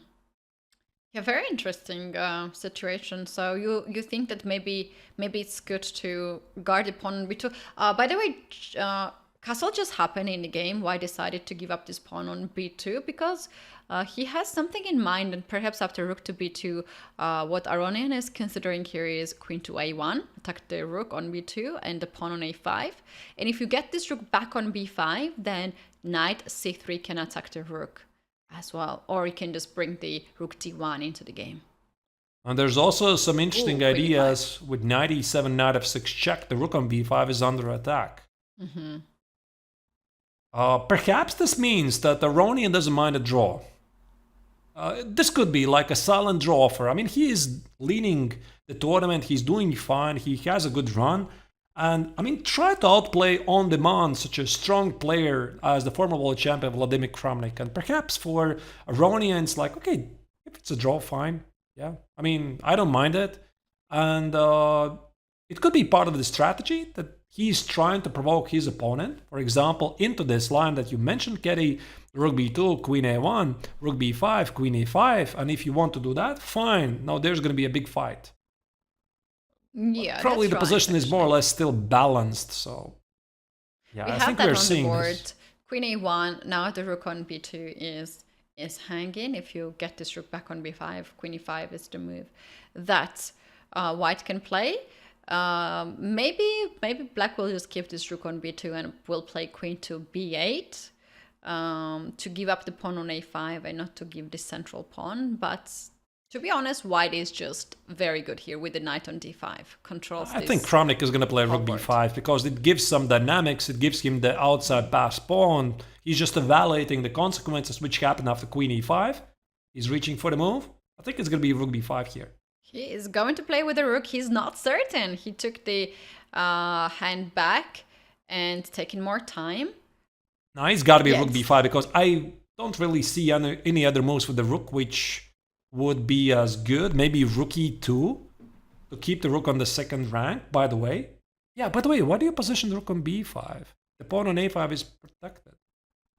Yeah, I like rook e2 more. And after queen to e5, there's rook e8 move, and you're going after e4 pawn. Right, rook e2 makes sense, but okay, rook b5 is still on the board. All right. To b5. No, I think that black doesn't need to blunder knight e7 check. So how do you do that? Yeah, you play king h8. King Now h8. play supply bishop f6. I think, Katie, this is getting to a draw. I have no illusions here. Mm-hmm. Black would G3. love to continue this game somehow because he has an outside pass pawn, but I don't see this happening. So maybe let's just select another game. I understand that Aronian is a leader, but I think that this game is going to finish in a draw. I agree with that, Arthur. And I can suggest to go to game of Vasily Yana Pomnishi. This is a very sharp position. Started really oddly from the beginning, where white decided to sacrifice the h pawn, and we can see Vishy Anand. Daniil Dubov has already ended the game, so that might be just a draw for happened from Dubov, and Vishy Anand took it. All right. I think the Pomnishi senses that he wants to take on his opponent because clearly everybody sees that Wesley So is not in the shape of in this tournament. Is it a jet lag? Is it his recent loss in the Speeches Championship semi-final against Magnus Carlsen? I don't really know. I mean, you probably know this really well, dear viewers, that Magnus Carlsen overcame Wesley So in the Speeches Championship semi-final with a crushing score. Maybe this signals already the bad form that Wesley is in. And by the way, speaking about Speeches Championship, of course, the event that everybody is waiting for, it's the final. It's going to happen today in a couple of hours. Magnus Carlsen, one of the, dare I say, arguably the greatest chess player in the history of chess, is going to face the speed demon, Hikaru Nakamura. I think this is something that also I look forward to watch myself as well. Yeah, I'm joining with that. Arthur's big match up coming up in few minutes or like 1 hour. But before that, we have the last round here, and very, very crucial moment for Vasily So. He desperately needs to win at least one game to call it a day. It's quite heartbreaking for him that he has not won any match yet, but his opponents are not getting any weaker. He is facing Jan Nepomniachtchi, 2 times world champion challenger. And the position itself is solid for black. Yeah, we actually missed a very cute queen sacrifice, temporary queen sacrifice. If I may, I'm going to go back a couple of moves here. This knight h4, rook e4. This was really cute, right? So here Wesley played knight x on f5, a double x clan move. Now e takes on f5, probably the rook at e4 for black is going to be hanging at some point, something like queen d2, f3. This rook could have some difficulties to find the good squares. So it seems that white blundered the queen. Oh no, my queen. No, I mean, it's knight e7 check. White wins back the queen and simply has the better pawn structure at the end of the complications. Oh, okay. Look at this. Look at this. Indian bar goes all the way up for white here. Rook to g4 has been the last move, and black is just giving up the pawn on h7, and then the other pawn on f7 is also hanging. Arthur, do you think this is something serious for black? I'm not really sure. Actually, I see the bar, of course. I'm a bit surprised it says that black is so much in trouble. I don't immediately see how do you deal with the c takes on d4 threat. Maybe you just ignore it. You just ignore it. You take on h7. And after c takes d4, bishop b4. And if you attack like a5, I'll play bishop to d6. And the threat is that, like if you play f6, I have rook to c7, and I'm winning the piece.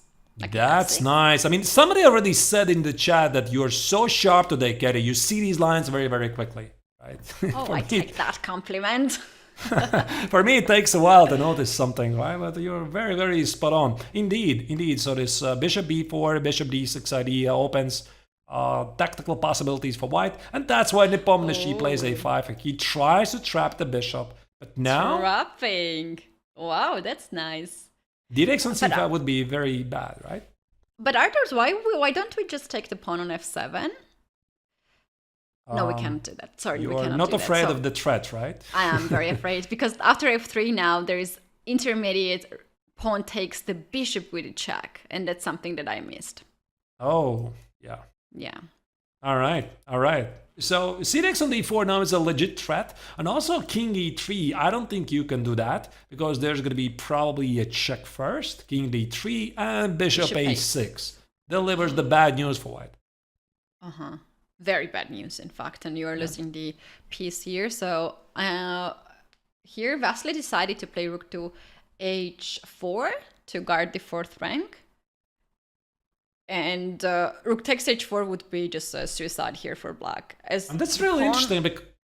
It's really interesting, Katie, because I'm not entirely sure that this a rising endgame is a draw or not, because it would reach the obstacle of bishops, something like rook h4, g takes on h4, and very often these endgames are drawish. Is there black like on time to reach the because like 1, Probably 2, 3, no. 4? Yeah, probably and not. if you play king d8, d7, then I just take the pawn on c5 and I have another pass pawn.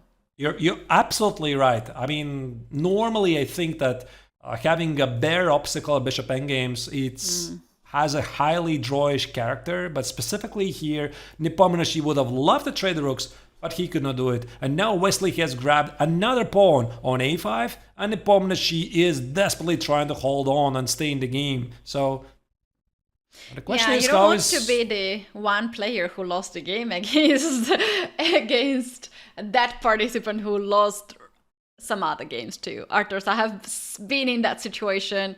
I lost against the opponent who lost 8 games, and she just won 1 game against me. That was a horrible feeling for the chess players, and I can totally feel Jan Nepomniachtchi right now that he's somewhere just Wesley Saw is winning. Something wrong. It's really simple. He is winning, and there's nothing that Nepomniachtchi can do. I mean, despite the fact that So has started with a terrible 0 out of 4, So has 2 extra pawns, and Nepomniachtchi is looking for tricks. I don't think there's any chance here for black. So do we have other games that we could follow? I think we do, because here I'm pretty sure that Wesley So is going to finish the day, the terrible day, on a very positive note. That's right, and this is so much needed win for Vasily. So he needs to still make the correct moves to finalize the game. We can take a look some other games to Arthurs.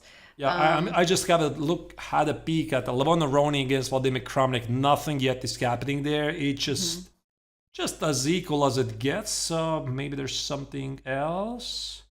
It's also very interesting that the playing venue got full of the chess spectators. We have more people right now in the playing venue. And you guys, if you are somewhere close and if you're in Amsterdam, take a look where is the location and you can visit. As I read it out, the tournament can host some of the spectators every day. So maybe this is your chance.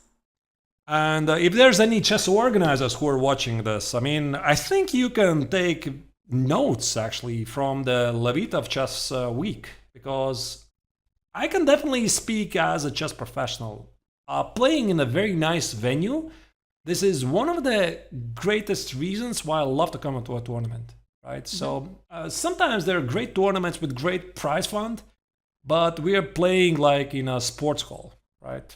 Okay, it's of course nice, but I think that chess players are really enjoying the possibility to play in very nice locations, like museums, like in nice hotels. So yeah, I think I agree with that. I think that this is definitely something that it should be a must for high level tournaments. I'm not really sure how to say it properly, but they get Just it. have a tournament in a nice location. That's this summary of that. I agree with the directors. It's one of the key things in chess. The game of Swidler and Grishuk, which we have on the screen right now, it's getting somewhere. Black just played f5 and starts to attack on the king side.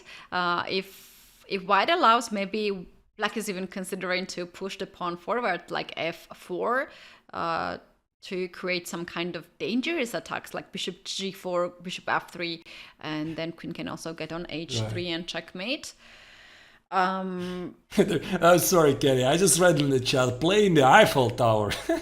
Yeah, actually, I'm not really sure. Has there been any tournament in the Eiffel Tower before? Now that would be something, right? No, but like you have to stand in a line for all your life to get at the chess tournament.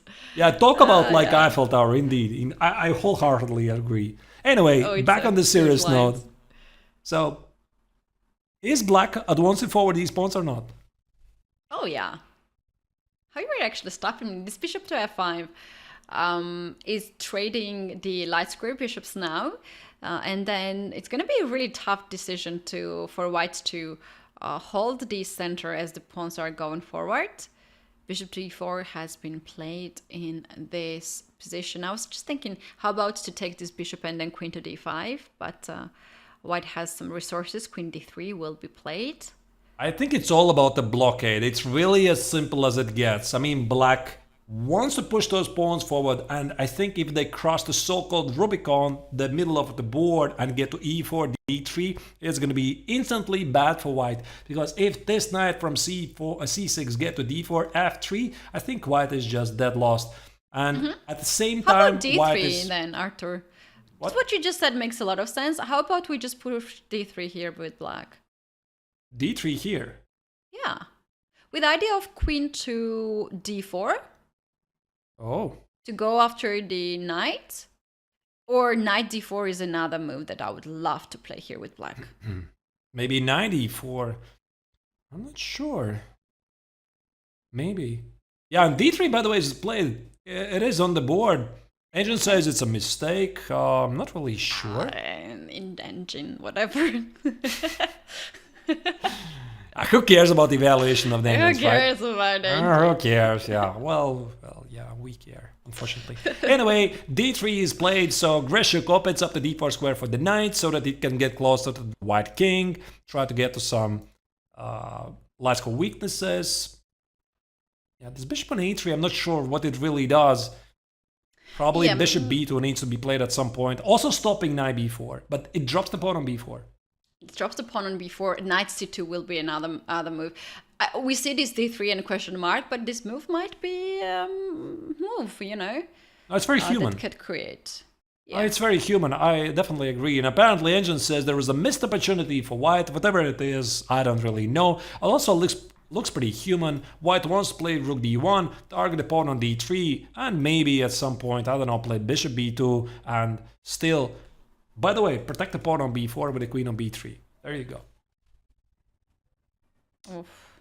Oof, indeed. Arthur, there is very nice. I just checked with the engine what was the missed opportunity.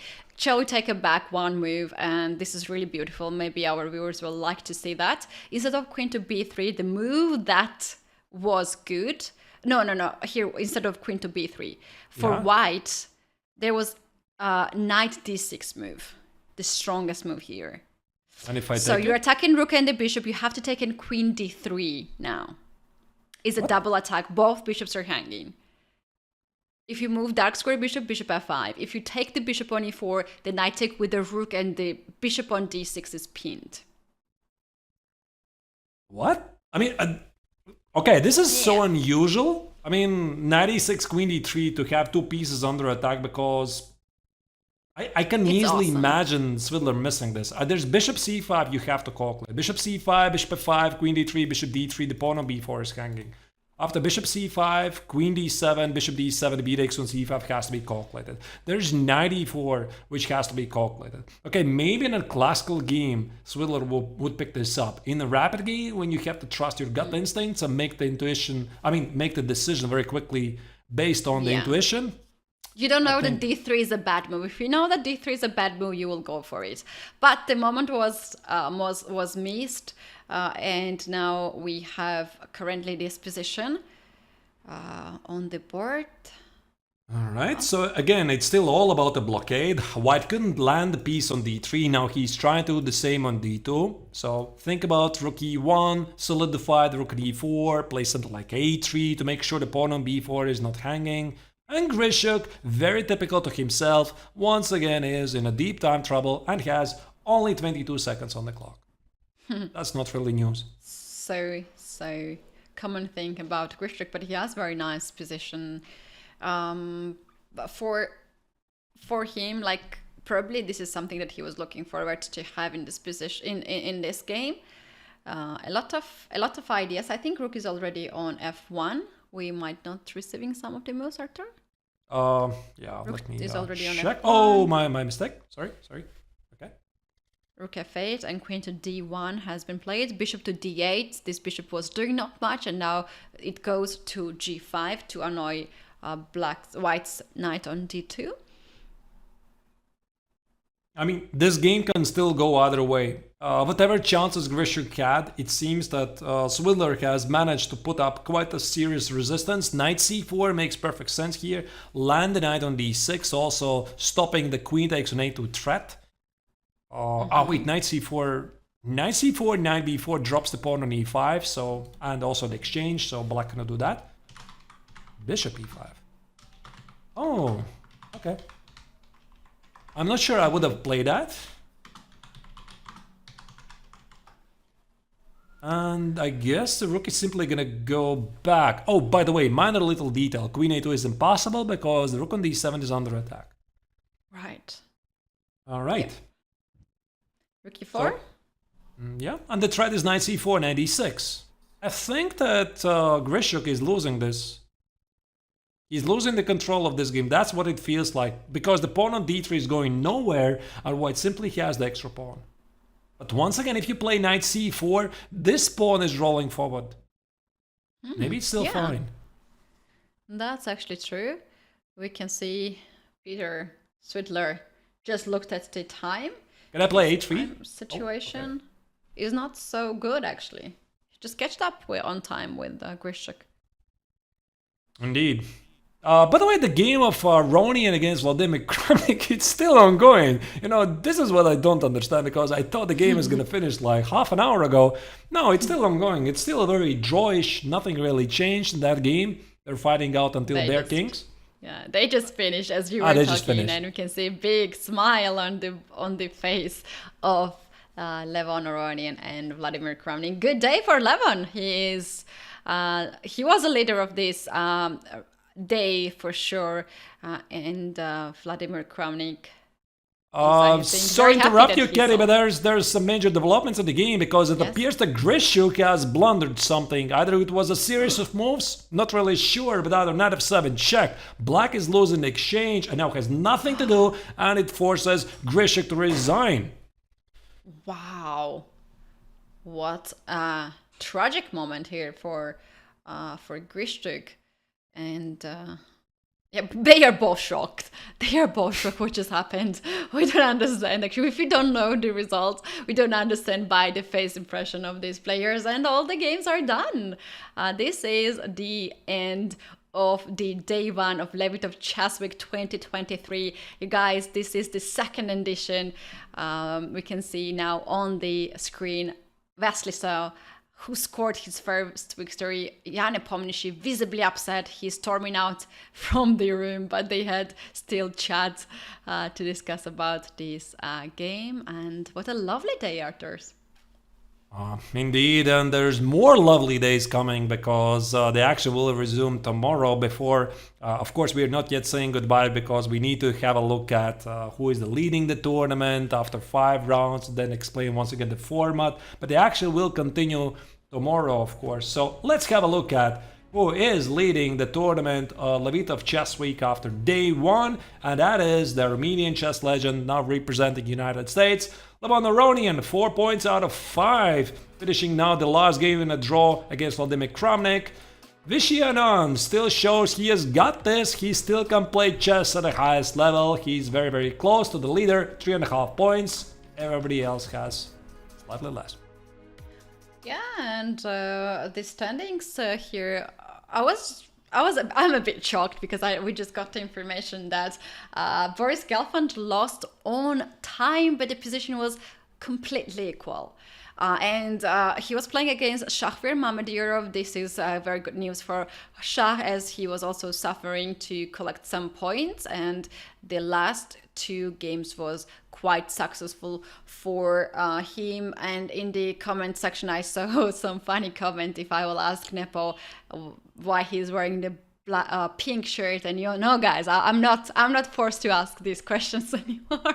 Why is he wearing a pink shirt? I mean, I don't know the story. Please do tell.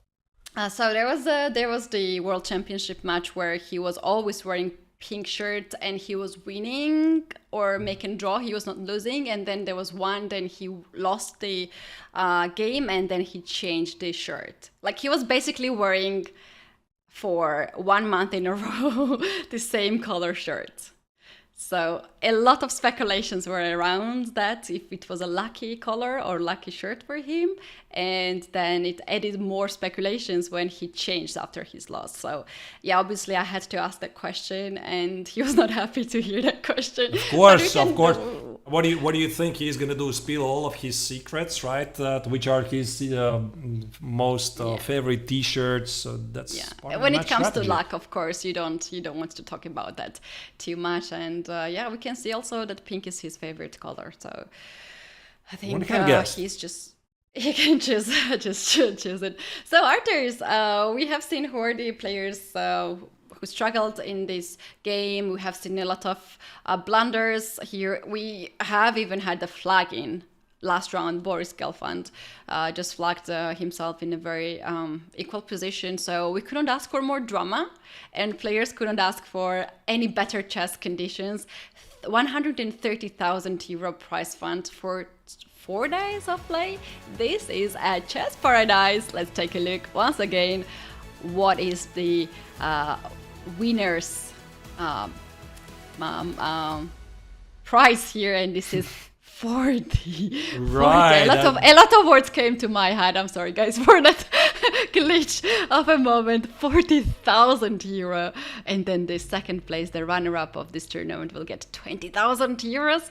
And just to be at this tournament means that you are guaranteed of 5,000 euros, which is I know, Katie, that I know that I'm jumping ahead of myself because this is only day 1 and there's 4 more days to follow with the rest day on Sunday. But I really, really hope that in the end we're also going to see a tiebreak because in case there's going to be an equal amount of points after 18 rounds, this means that there's going to be a tiebreak of more blitz games, more action, because this difference, Katie, first and second place, it's twice the same. I mean, it's twice the size, 40,000 versus 20,000.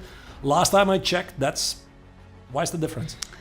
It is huge difference, and this is the format of the tie breaks, you guys. We are just a bit behind of the time of the tie breaks, but if we go to that, it will be 3+2 blitz games, 2 blitz games, and even if that ends in a draw, we might see the Armageddon. But that's what if, and it might happen in some days. But before that, we are inviting you to come back tomorrow at 2 p.m. Central European time, because a lot of action is ahead of us tomorrow too, but today Magnus Carlsen, Hikaru Nakamura match is ahead of us, and we'll see you guys there, and we will see you tomorrow. Write your answers in the chat. What are you expecting from the Speeches Championship exciting finale? Everybody's going to be watching this. I'm going to be watching this. Katie is going to be watching this. All of you are going to be watching this. It's going to be fun. It's going to be exciting. But of course, we'll be back tomorrow. Bye, guys.